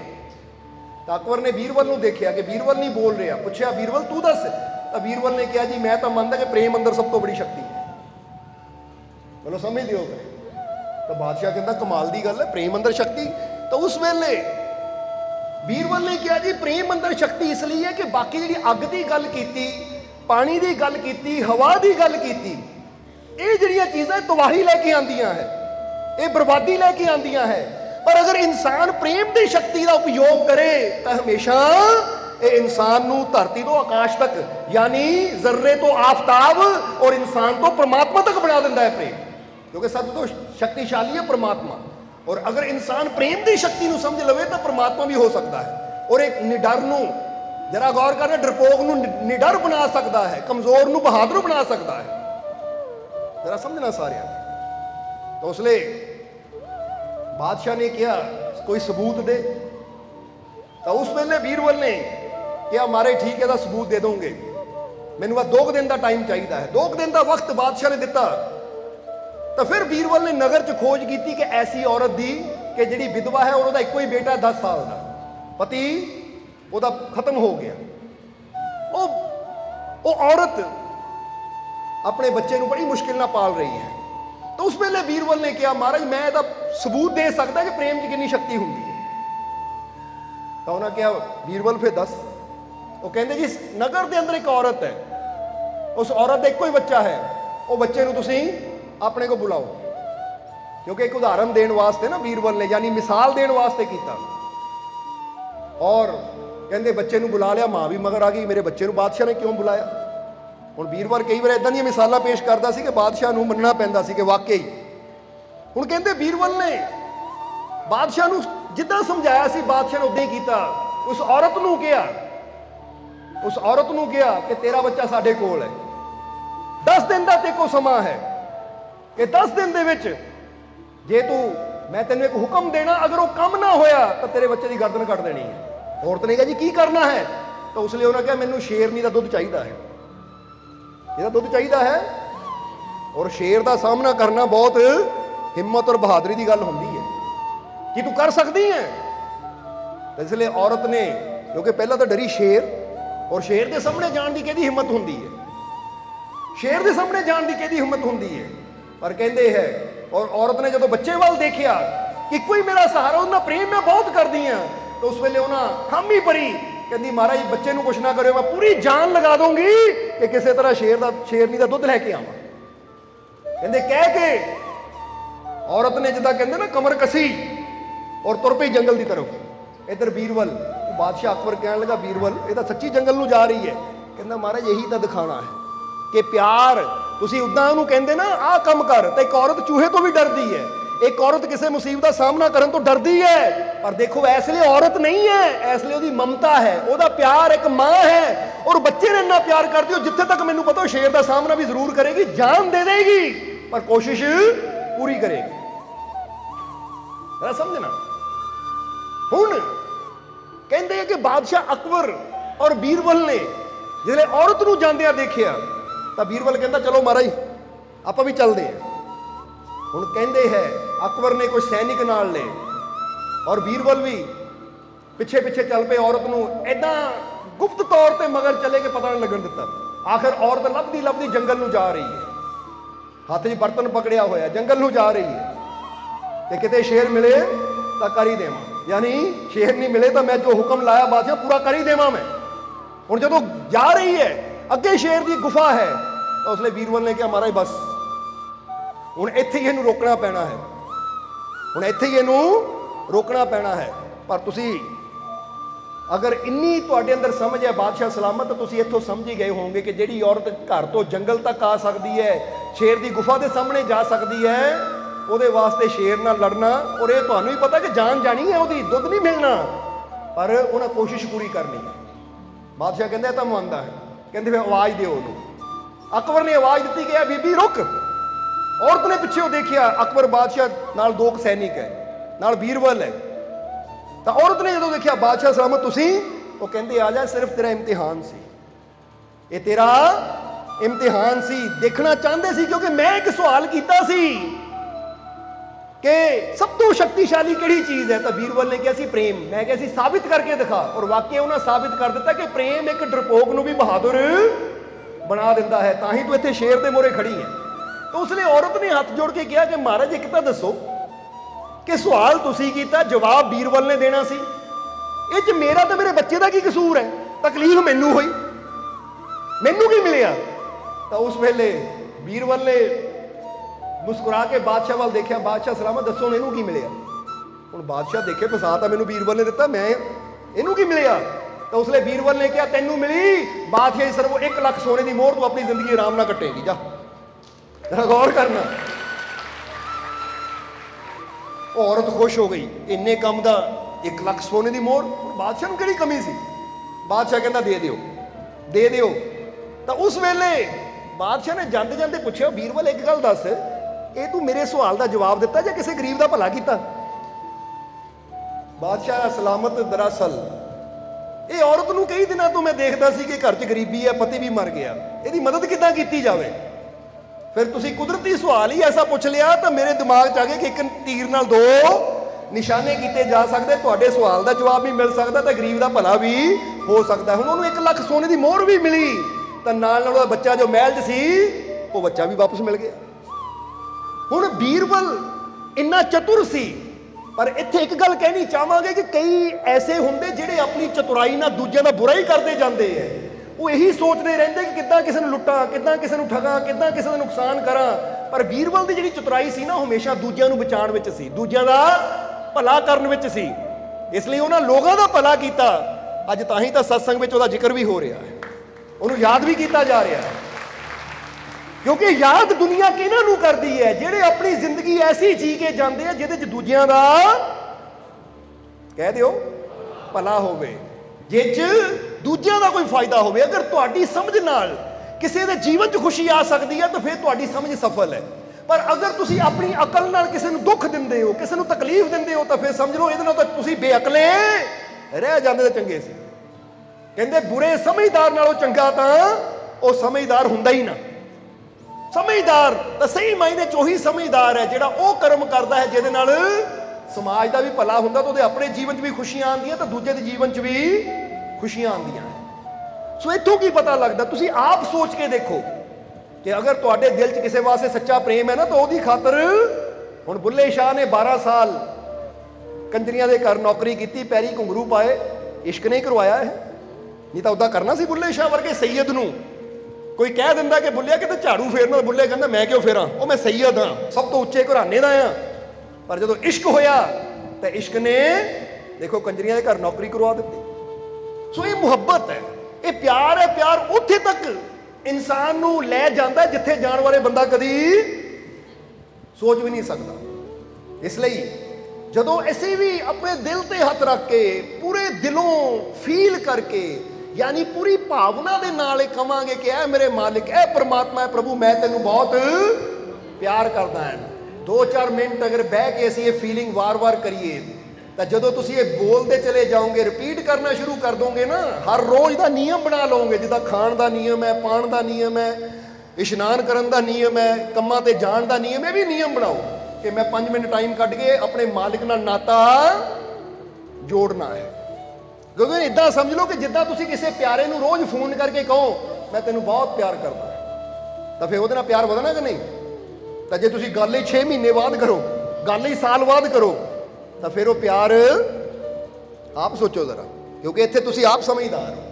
ਇसी तरह सोचिए कि मैं अपने मालिक तो लेना तो सब कुछ चाहता हाँ, खुशियाँ, तंदुरुस्ती, कामयाबी, सफलता, हर सुख, हर समृद्धि, पर मैं ਉਹਨੂੰ ਯਾਦ ਕਿੰਨਾ ਕਰਦਾ, ਉਹਦੇ ਨਾਲ ਪਿਆਰ ਦਾ ਨਾਤਾ ਕਿੰਨਾ ਕੁ ਜੋੜਦਾ, ਕਿੰਨਾ ਕੁ ਮੈਨੂੰ ਮੈਸੇਜ ਭੇਜਦਾ ਹੈ ਕਿ ਮੈਂ ਤੈਨੂੰ ਬਹੁਤ।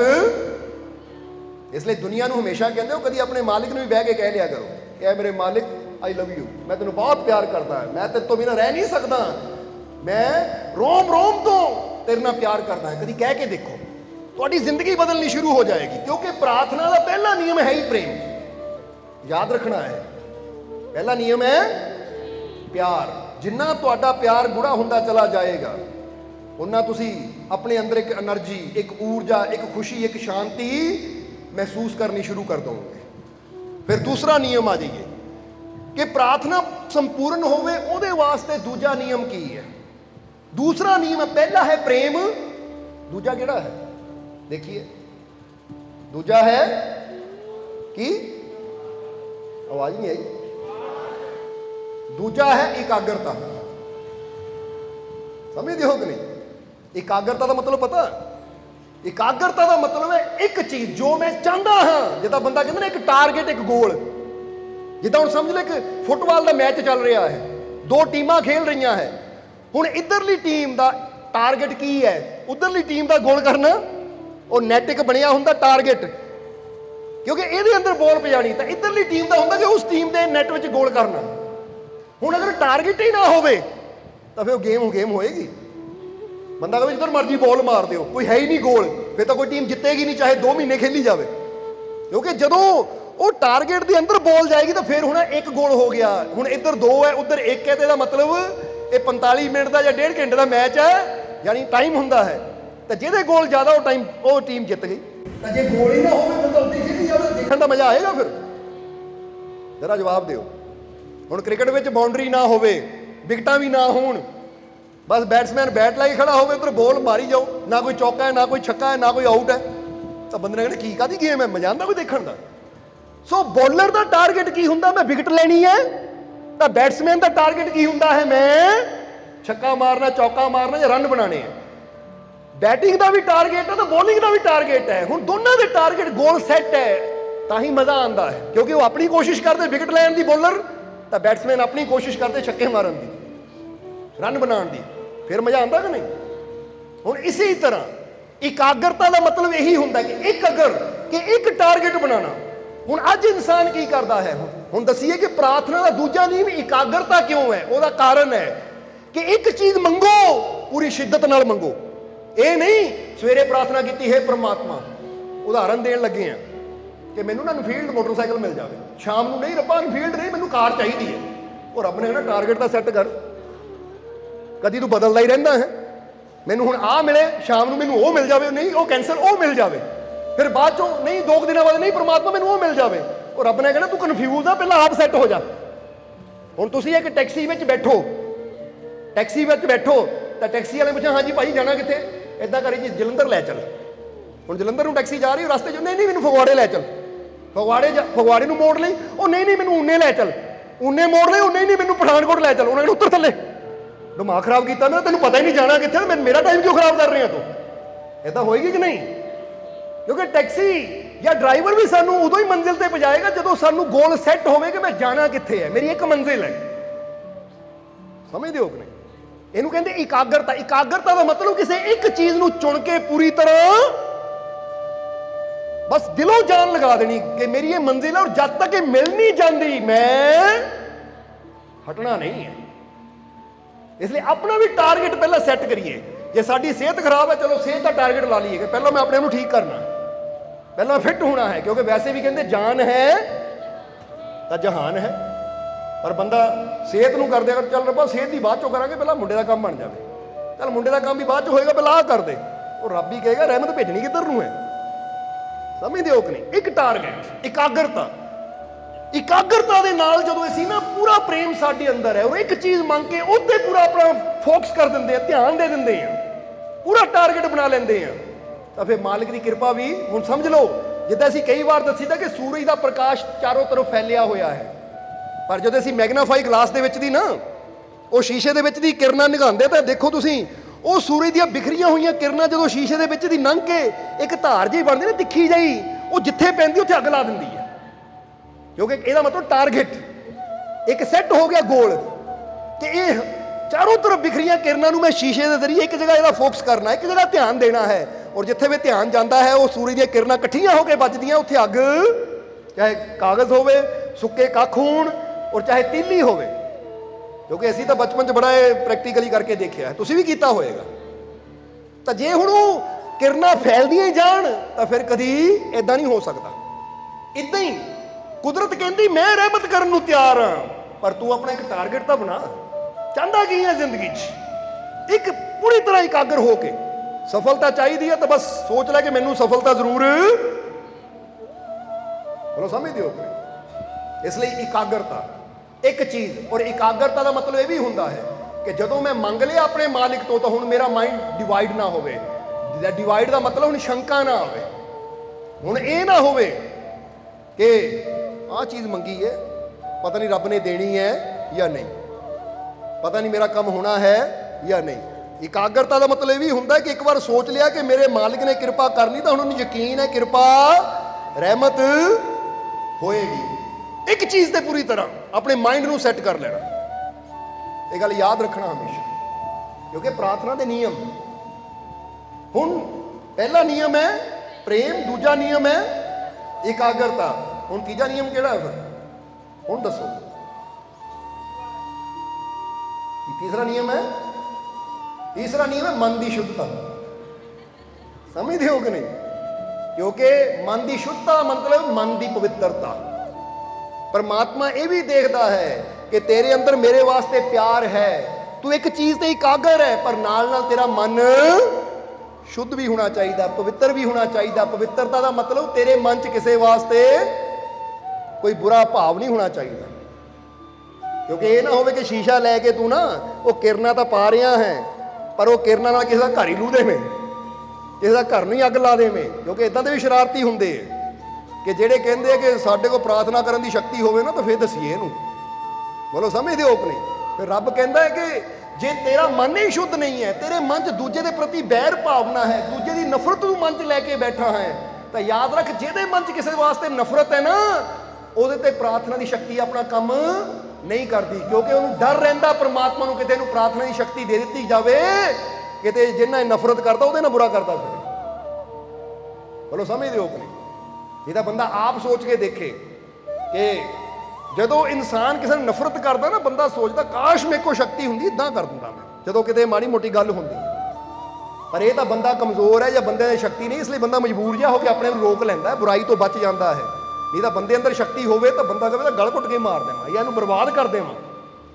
ਪਰ ਇਹ ਤਾਂ ਪਰਮਾਤਮਾ ਨੇ ਇਨਸਾਨ ਅੰਦਰ ਥੋੜ੍ਹਾ ਰੱਖਿਆ ਹੋਇਆ ਕਿ ਇਨਸਾਨ ਮਾਨਸਿਕ ਤੌਰ ਤੇ ਬੜਾ ਸਟਰੋਂਗ ਹੈ, ਪਰ ਅਗਰ ਉਹਨੂੰ ਮਾਨਸਿਕ ਸ਼ਕਤੀਆਂ ਨੂੰ ਕੰਟਰੋਲ ਕਰਨ ਦਾ ਜਾਂ ਮਾਨਸਿਕ ਸ਼ਕਤੀਆਂ ਨੂੰ ਜਗਾਉਣ ਦਾ ਪਤਾ ਲੱਗ ਜਾਵੇ। ਇਸ ਲਈ ਤਾਂ ਸਵਾਮੀ ਵਿਵੇਕਾਨੰਦ ਜੀ ਗੱਲ ਬੜੀ ਪਿਆਰੀ ਕਹਿੰਦੇ ਸੀ।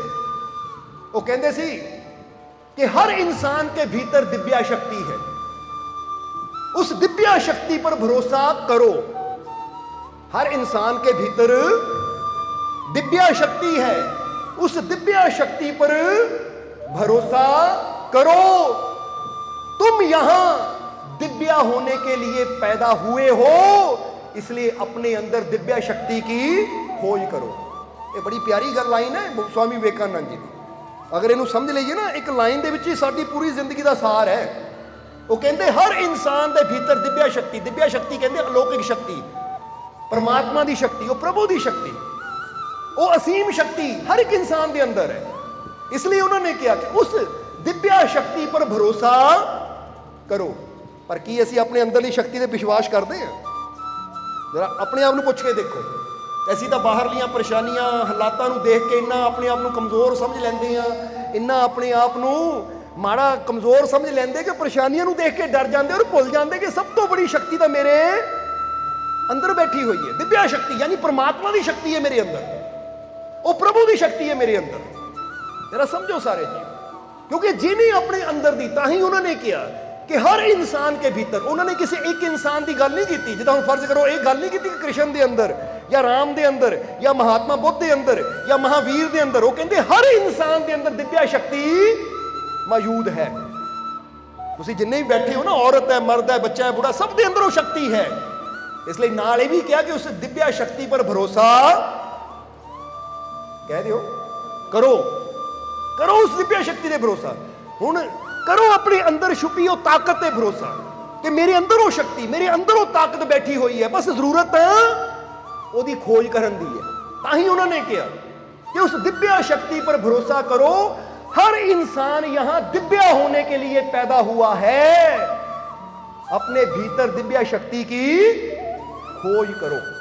देखो कितनी वधिया गल कही है कि हर इंसान इत्थे दिव्या, दिव्या यानी परमात्मा का अंश है बंदा, और परमात्मा होने वास्ते, वो अलौकिक होने वास्ते बंदा पैदा होया है। इसलिए अपने अंदर उसकी खोज करो। समझते हो कि नहीं?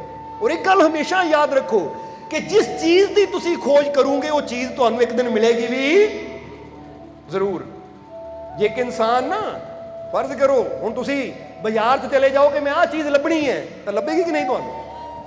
जे तुहानू फर्ज करो बंदा कहता जलंधर नहीं मिली पर मैं खोजनी है, लुधियाने जाना पवे, लुधियाने नहीं मिली, चाहे मैनू दिल्ली जाना पवे, दिल्ली नहीं मिली बॉम्बे जाना पवे, पर जो अंदर खोज सच्ची है तो एक दिन मिलेगी भी। क्योंकि जो खोज अंदर होवे ना, पर जो अंदर खोज ही ना होवे तो फिर घर पई चीज भी पई रहिंदी है, मिलती नहीं सानू। जरा सोचो, तुसीं पेन कदों खोजदे हो? जो तुहानू पेन की लोड़ है, नहीं तो पेन दराज च पिया होवे, चाहे 10 पे होण, कदी उधर ध्यान जाता ही नहीं है। ਤੁਹਾਨੂੰ कैंडल की मोमबत्ती की लोड़ कदों पैंदी है? जदों लाइट जाती है, नहीं तो कैंडल जिन्नी मर्जी पई होवे कदी उधर ध्यान। इसी तरह जदों असीं किसी चीज़ नूं खोजदे हां तो फिर साडा मन जदों तलाश करता है ना, तो फिर उदों तक पहुंचण दा रस्ता भी सानूं मिलता है।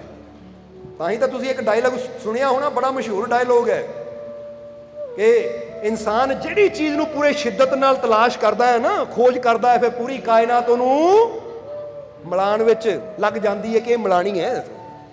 क्योंकि कहते हैं कि जो अंदर सच्चा इश्क होवे, सच्ची मुहब्बत होवे या सच्ची तलाश होवे, तो फिर एक दिन वो चीज़ तक बंदा पहुँचता भी जरूर है। हुण महात्मा बुद्ध अगर उन्हां दी जिंदगी देखी जाए तो जिन्ना चिर वो राजकुमार सी, राजकुमारी सी, पर जो हुण सोच लिया कि सन्यासी बन के प्रभु नूं खोजना है, तो 6 साल इन्नी मेहनत की, वो 6 साल जो आनंद पा लिया। तो जो खोज नूं जांदे ही ना, बैठे महलों च रहिंदे, तो फिर वो सारी जिंदगी इदां ही बीत जानी सी, मिलना ही नहीं सी।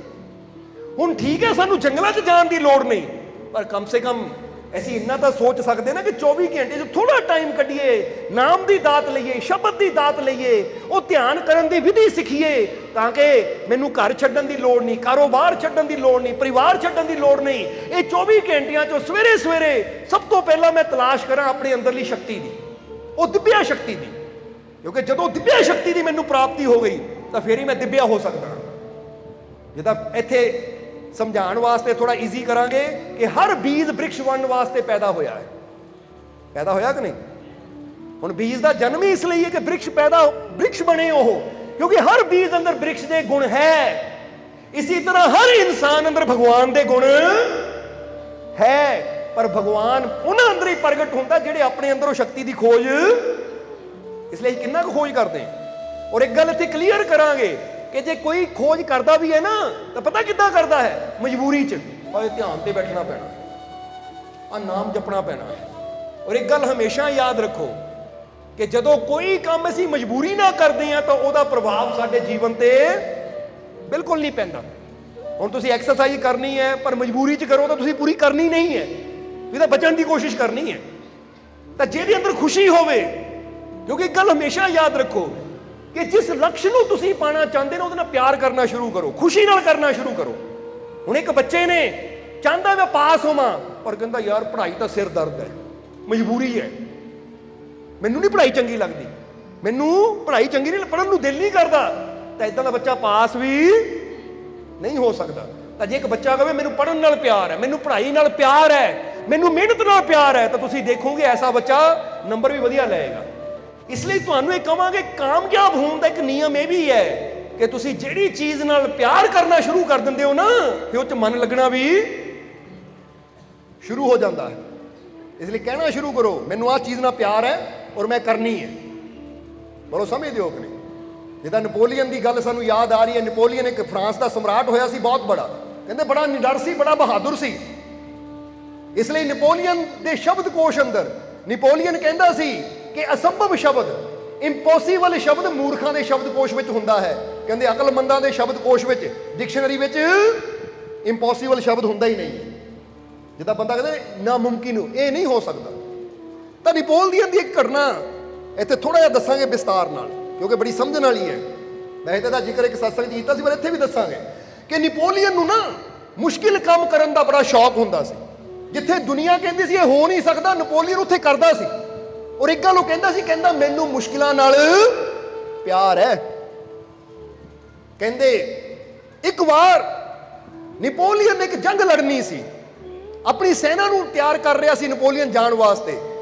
ਪਰ ਅਗਰ ਉਹ ਸੈਨਾ ਨੂੰ ਲੈ ਕੇ, ਕਿਉਂਕਿ ਇੱਕ ਪਰਬਤ ਸੀ ਅਲਪਸ ਪਰਬਤ, ਫਰਾਂਸ ਦੇ ਵਿੱਚ ਪਰਬਤ ਹੈ ਅਲਪਸ, ਕਹਿੰਦੇ ਹੈ ਕਿ ਐਲਪਸ ਪਰਬਤ ਇਦਾਂ ਦਾ ਪਰਬਤ ਸੀ ਜਿਸ 'ਚ ਅੱਜ ਤੱਕ ਕੋਈ ਉਸਨੂੰ ਪਾਰ ਨਹੀਂ ਕਰ ਪਾਇਆ ਸੀ, ਕੋਈ ਉਸਨੂੰ ਪਾਰ ਨਹੀਂ ਕਰ ਪਾਇਆ। ਕਹਿੰਦੇ ਮੌਤ ਦੀ ਘਾਟੀ ਕਿਹਾ ਜਾਂਦਾ ਸੀ ਕਿ ਜਿਹੜਾ ਇਹਨੂੰ ਪਾਰ ਕਰਨ ਦੀ ਕੋਸ਼ਿਸ਼ ਕਰਦਾ ਉਹ ਮਰਦਾ ਹੀ ਹੈ, ਕਦੀ ਪਾਰ ਕਰ ਨਹੀਂ ਸਕਦਾ। ਇਸ ਲਈ ਐਲਪਸ ਪਰਬਤ ਦਾ ਖੌਫ ਚਾਰੋਂ ਪਾਸੇ ਸੀ।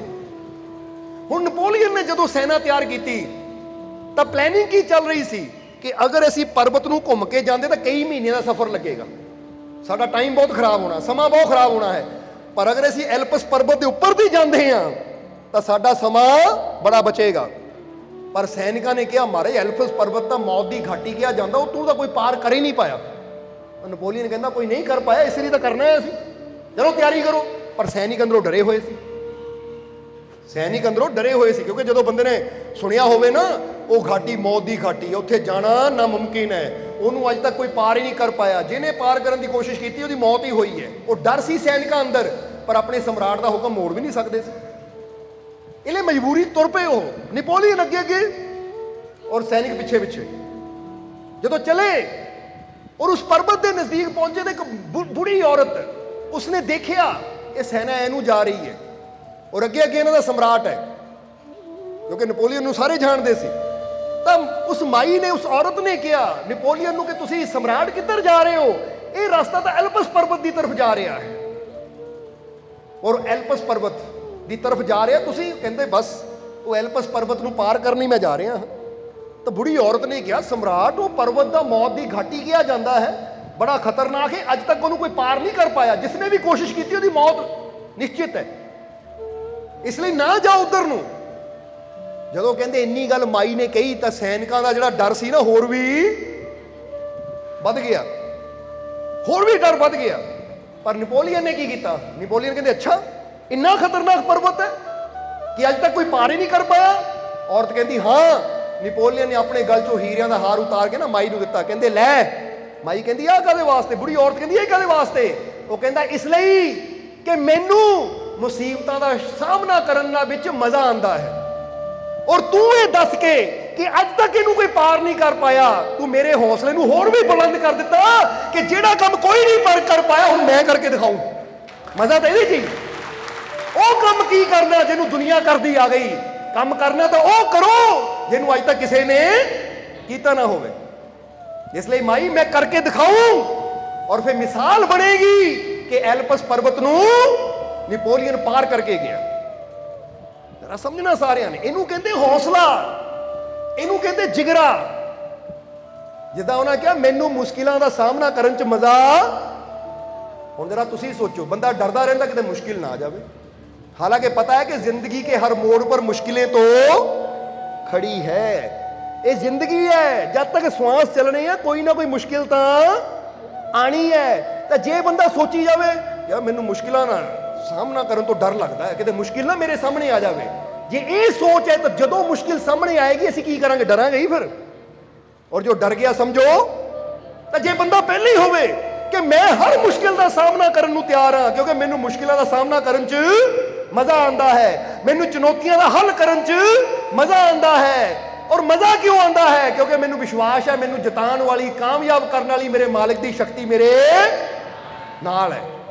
जदों ये सोच इंसान की हुंदी है तो फिर इंसान नूं अपने आप ही एक हौसला, एक हिम्मत, एक शक्ति मिलती चली जाती है। मुसीबत आती है ना, बंदा कहता अच्छा वो आजा तेरे इंतजार करते सी, आजा हुण मजा लीए थोड़ा जिहा, क्योंकि मजा आंदा है। समझदे हो कि नहीं? इसलिए ਜਦੋਂ ਇਨਸਾਨ ਆਪਣਾ ਮਾਈਂਡ ਇੱਥੇ ਸੈੱਟ ਕਰ ਲੇਗਾ ਕਿ ਜੇ ਮੇਰੇ ਮੂਹਰੇ ਕੋਈ ਚੁਣੌਤੀ ਆਂਦੀ ਹੈ ਤਾਂ ਮੈਂ ਚੁਣੌਤੀਆਂ ਤੋਂ ਡਰਦਾ ਨਹੀਂ ਹਾਂ, ਬਲਕਿ ਚੁਣੌਤੀਆਂ ਨੂੰ ਮੈਂ ਹਿੰਮਤ ਨਾਲ, ਹੌਸਲੇ ਨਾਲ, ਮਜ਼ੇ ਨਾਲ ਸੋਲਵ ਕਰਦਾ ਹਾਂ। ਹੁਣ ਇੱਕ ਬੰਦਾ ਕਹੇ ਮੇਰੇ ਮੂਹਰੇ ਕੋਈ ਕੁਐਸਚਨ ਆਂਦਾ ਹੈ ਤਾਂ ਇੱਕ ਬੰਦਾ ਸੋਚਦਾ ਹੈ ਯਾਰ ਕੁਐਸਚਨ ਕੋਈ ਨਾ ਕੋਈ ਪਹੇਲੀ ਪਾਓ ਮਜ਼ਾ ਆ ਜਾਵੇ। ਜਿੱਦਾਂ ਬੱਚੇ ਕਈ ਵਾਰ ਪਹੇਲੀਆਂ ਪਾਉਂਦੇ ਨਾ, ਕਦੀ ਸਫ਼ਰ ਤੇ ਅਸੀਂ ਜਾਈਏ ਤਾਂ ਛੋਟੇ ਛੋਟੇ ਬੱਚੇ ਮਾਲਕੋ ਕੋਈ ਪਹੇਲੀ ਪਾਓ, ਉਹ ਮਜ਼ਾ ਆਉਂਦਾ ਹੈ ਉਹਨਾਂ ਨੂੰ। ਤਾਂ ਜੇ ਇਨਸਾਨ ਸੋਚੇ ਕਿਤੇ ਸਵਾਲ ਨਾ ਕੋਈ ਪੁੱਛ ਲਈਏ ਟੈਨਸ਼ਨ ਹੋ ਜਾਣੀ ਹੈ, तो उन्हें डरी जाना कि अगे सवाल ना आ जाए। सवाल तो एक कहता सवाल पूछो मजा आता है। हुण जिन्होंने मजा आता उन्होंने गेम होंगी है पहेलियां बुझण दी, तो जिन्होंने मजा नहीं आता डरते हैं वो घबराते रहते कोई सवाल ना मेरे तो पूछ ला। इदा होंगी है कि नहीं?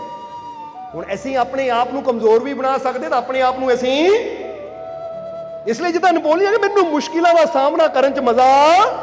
और फिर देखो नपोलीअन जितदा भी चला गया और जिहदी अंतिम ओहदी वाटरलू की लड़ाई में हार हुई ना, पराजित हुई, वो किते ना किते नपोलीअन शास्त्री तो बहुत सी पर एक जगह मूर्खता कर गया, एक जगह नासमझी के कारण उसकी हार हुई, नहीं तो उन्हें हारना नहीं सी कदी, क्योंकि इन्ना बुलंद हौसले वाला सी उन्हें कोई हरा सकता ही नहीं सी। जरा समझना सारे। इधर कहते हैं जदों माई नूं कहा आ ले माई हीरियां दा हार, क्योंकि ये गल दस के तू मेरा हौसला होर भी बुलंद कर दिता, क्योंकि मैनू मुसीबतों का सामना करने का शौक है, खुशी है मैनू, और अज मैनू पता लग गया कोई पार नहीं कर सकिया, इसलिए मैं हुण करके दिखाऊं। हुण तां मेरा मजा बन गया है कि जिहड़ा काम कोई नहीं कर सके मैं। हुण बंदे की सोच की हुंदी है, वो जिहड़ा काम कोई नहीं कर सके मेरे तो कित्थों होना, इदां ही हुंदा कि नहीं? जिहड़ा काम उतों नहीं होया मेरे तो कित्थों। बंदा अपने आप को दूजिਆਂ नाल कंपेयर करता है, वो नहीं कर पाया मेरे तो भी नहीं होना। समझना जरा सारिਆਂ ने। पर ਜਿਹੜੇ बहादुर ਹੁੰਦੇ ਕੀ ਕਹਿੰਦੇ अच्छा वो नहीं कर पाया ਹੁਣ ਕਰਨ ਦਾ ਜ਼ਿਆਦਾ ਮਜ਼ਾ ਆਣਾ ਹੈ कि ਹੁਣ मैं करके दिखाऊं कि ਜਿਹਨੂੰ कोई नहीं कर पाया वो भी काम हो सकता है। बस ਉਹਦੇ वास्ते साहस और अपने मालिक ਤੇ पूरा विश्वास होना चाहिए है। इसलिए निडर बनो, साहसी बनो। कहते नपोलीअन ने अपने सैनिकों को कहा देखिया साडे सारिਆਂ को मौका है, ਜਿਹੜਾ ਕੰਮ दुनिया ते कोई नहीं कर पाया वो काम करके दिखाने का साडे सारिਆਂ को मौका है। पर सैनिक ਜਿਹੜੇ ਸੀ ना वो कहने लगे पर महाराज माई कह रही मौत की घाटी। तो फिर नपोलीअन ने एक गल कही उन्होंने, गल बड़ी समझने वाली है। नपोलीअन कहते एक गल दसो तुसीं कदी एल्पस पर्वत देखा भी है? सैनिक कहते नहीं जी सुनिया ही है, कभी गए नहीं उधर नूं, क्योंकि जिहड़ी चीज़ बारे होवे कि है ही मौत उधर जाना कि ना है, इसलिए महाराज कभी देखा नहीं असीं। नपोलीअन कहते मैं देखा है, तुसीं नहीं कभी देखा, मैं देखा है। इदां करो तुसीं मेरे मगर मगर आओ, जिथे एल्पस पर्वत आएगा मैं उत्थे तुहानूं दस दूंगा कि आ है एल्पस पर्वत, उहनूं तुसीं देख लिओ। जे देख के तुहानूं डर लगे कि असीं नहीं जाना तो मैं वचन करदा उत्थों ही तुहानूं वापस लैके आ जाओ। तो जे उहनूं देख के लगे कि असीं जा सकते हैं फिर असीं तुरदे रहना है। ਸਮਝ ਆ ਗਈ ਕਿ ਨਹੀਂ? ਜਿੱਦਾਂ ਬੰਦਾ ਕਹਿੰਦਾ ਨਾ, ਉਹ ਚੀਜ਼ ਨੂੰ ਪਹਿਲਾਂ ਦੇਖ ਤਾਂ ਲਈਏ, ਜੇ ਇਹਨੂੰ ਦੇਖ ਕੇ ਤੁਹਾਨੂੰ ਲੱਗੇ ਕੰਮ ਹੋ ਸਕਦਾ ਫਿਰ ਕਰਾਂਗੇ, ਜੇ ਲੱਗੂਗਾ ਨਹੀਂ ਹੋ ਸਕਦਾ ਉੱਥੋਂ ਵਾਪਸ ਆ ਜਾਵਾਂਗੇ। ਹੁਣ ਸੈਨਿਕਾਂ ਦੀ ਹਿੰਮਤ ਵਧੀ, ਕਹਿੰਦੇ ਫਿਰ ਤਾਂ ਠੀਕ ਹੈ, ਫਿਰ ਠੀਕ ਹੈ। ਜੇ ਸਾਡੇ ਤੇ ਆਪਸ਼ਨ ਹੈ ਕਿ ਪਹਿਲਾਂ ਦੇਖ ਲਈਏ ਚੀਜ਼ ਨੂੰ, ਫਿਰ ਜੇ ਆਪਾਂ ਲੱਗੇਗਾ ਕਰ ਸਕਦੇ ਆ ਫਿਰ ਕਰਾਂਗੇ, ਨਹੀਂ ਤਾਂ ਵਾਪਸ ਆ ਜਾਵਾਂਗੇ। ਸੈਨਿਕ ਕਹਿੰਦੇ ਮਹਾਰਾਜ ਇਹ ਬਚਨ ਹੈ? ਨੈਪੋਲੀਅਨ ਕਹਿੰਦਾ ਹਾਂ ਬਚਨ ਹੈ, ਕਿਉਂਕਿ ਪਤਾ ਸੀ ਕਿ ਨੈਪੋਲੀਅਨ ਆਪਣੇ ਬਚਨ ਦਾ ਵੀ ਬੜਾ ਪੱਕਾ ਹੈ। ਕਹਿੰਦੇ ਨੈਪੋਲੀਅਨ ਅੱਗੇ ਤੁਰ ਪਿਆ, ਸੈਨਿਕ ਮਗਰ ਮਗਰ ਚੱਲਦੇ ਗਏ ਚੱਲਦੇ ਗਏ ਚੱਲਦੇ ਗਏ। ਇੱਕ ਪਹਿਲਾ ਪਰਬਤ ਆਇਆ ਤਾਂ ਸੈਨਿਕਾਂ ਨੇ ਪੁੱਛਿਆ ਮਹਾਰਾਜ ਇਹ ਹੈ ਐਲਪਸ ਪਰਬਤ? ਉਹ ਨੈਪੋਲੀਅਨ ਕਹਿੰਦਾ ਨਹੀਂ ਨਹੀਂ, ਉਹ ਤਾਂ ਬਹੁਤ ਬੜਾ ਹੈ, ਇਹ ਤਾਂ ਛੋਟਾ ਜਿਹਾ ਹੀ ਹੈ, ਤਾਂ 1.5 ਗੁਣਾ 2 ਗੁਣਾ ਜ਼ਿਆਦਾ ਬੜਾ ਹੈ, ਉਹ ਹਾਲੇ ਆਇਆ ਨਹੀਂ, ਜਦੋਂ ਆਉਂਗਾ ਦੱਸੂਗਾ। ਕਹਿੰਦਾ ਨੈਪੋਲੀਅਨ ਫਿਰ ਤੁਰਿਆ ਰਿਹਾ, ਸੈਨਿਕ ਮਗਰ ਮਗਰ ਮਗਰ ਮਗਰ ਮਗਰ ਮਗਰ। ਕੁਝ ਦਿਨਾਂ ਦੀ ਯਾਤਰਾ ਤੋਂ ਬਾਅਦ ਉਹ ਸੈਨਿਕ ਕਹਿੰਦੇ ਮਹਾਰਾਜ ਐਲਪਸ ਪਰਬਤ ਆਇਆ ਨਹੀਂ? ਕਹਿੰਦੇ ਕਿਹੜਾ ਐਲਪਸ ਪਰਬਤ? ਉਹ ਤਾਂ ਤੁਸੀਂ ਕੱਲ ਹੀ ਪਾਰ ਕਰ ਗਏ ਸੀ, ਉਹ ਤਾਂ ਕੱਲ ਹੀ ਪਾਰ ਕਰ ਗਏ ਸੀ। ਉਹੀ ਤਾਂ ਪਰਬਤ ਸੀ ਜਿੱਥੇ ਤੁਸੀਂ ਪੁੱਛਿਆ ਸੀ ਐਲਪਸ ਪਰਬਤ ਕਿੱਥੇ ਹੈ, ਤਾਂ ਮੈਂ ਉਸ ਲਈ ਤੁਹਾਨੂੰ ਹੌਸਲਾ ਦਿੱਤਾ ਸੀ, ਉਹ ਤਾਂ 2 ਗੁਣਾ ਬੜਾ, ਤੁਸੀਂ ਮਜ਼ੇ ਨਾਲ ਤੁਰੇ ਰਹੇ ਮੇਰੇ ਮਗਰ ਮਗਰ। ਆ ਦੇਖ ਲਓ, ਐਲਪਸ ਪਰਬਤ ਪਾਰ ਵੀ ਕਰ ਲਿਆ ਤਾਂ ਪਤਾ ਵੀ ਨਹੀਂ ਲੱਗਾ। ਤਾਂ ਜੇ ਪਹਿਲੀ ਇਨਸਾਨ ਉਹ ਆ ਗਿਆ ਐਲਪਸ ਪਰਬਤ, ਤਾਂ ਉਹ ਪਰਬਤ ਬੜਾ ਨਹੀਂ ਹੁੰਦਾ, ਉਹ ਪਰਬਤ ਖਤਰਨਾਕ ਨਹੀਂ ਹੁੰਦਾ, ਇਨਸਾਨ ਦਾ ਡਰ ਉਹਨੂੰ ਬੜਾ ਬਣਾ ਦਿੰਦਾ ਹੈ, ਇਨਸਾਨ ਦਾ ਡਰ ਉਹਨੂੰ ਖਤਰਨਾਕ ਬਣਾ ਦਿੰਦਾ। ਜਿੱਦਾਂ ਹੀ ਕਈ ਵਾਰ ਦੱਸੀਦਾ ਨਾ ਕਿ ਚੂਹਾ ਬੜਾ ਨਹੀਂ ਹੁੰਦਾ, ਪਰ ਇਨਸਾਨ ਦਾ ਡਰ ਚੂਹੇ ਨੂੰ ਵੀ, ਤਾਂ ਹੀ ਤਾਂ ਕਈ ਚੂਹੇ ਨੂੰ ਦੇਖ ਕੇ ਚੀਕਾਂ ਮਾਰਦੇ, ਔਰ ਕਈ ਇਦਾਂ ਦੇ ਵੀ ਦੇਖੇ ਜਿਹੜੇ ਕਾਕਰੋਚ ਨੂੰ ਦੇਖ ਕੇ ਚੀਕਾਂ ਮਾਰਦੇ, ਹਾਲਾਂਕਿ ਕਾਕਰੋਚ ਕੋਈ ਕਹਦੇ ਹੁੰਦਾ ਕਿ ਨਹੀਂ ਇਦਾਂ। ਹੁਣ ਕਾਕਰੋਚ ਬੜਾ ਜਾਂ ਸਾਡਾ ਡਰ ਉਹਨੂੰ ਬੜਾ ਬਣਾ ਦਿੰਦਾ ਹੈ। ਹੁਣ ਇਸ ਲਈ ਇੱਥੇ ਤੁਹਾਨੂੰ ਵੀ ਕਹਾਂਗੇ, ਤੁਹਾਡੇ ਜੀਵਨ 'ਚ ਵੀ ਕਈ ਨਾ ਇਦਾਂ ਦੀਆਂ ਬਿਮਾਰੀਆਂ ਜਿਹੜੀਆਂ ਐਲਪਸ ਪਰਬਤ ਹੈ, ਜਿਹਨੂੰ ਲੱਗਦਾ ਬੜੀਆਂ ਖਤਰਨਾਕ ਹੈ।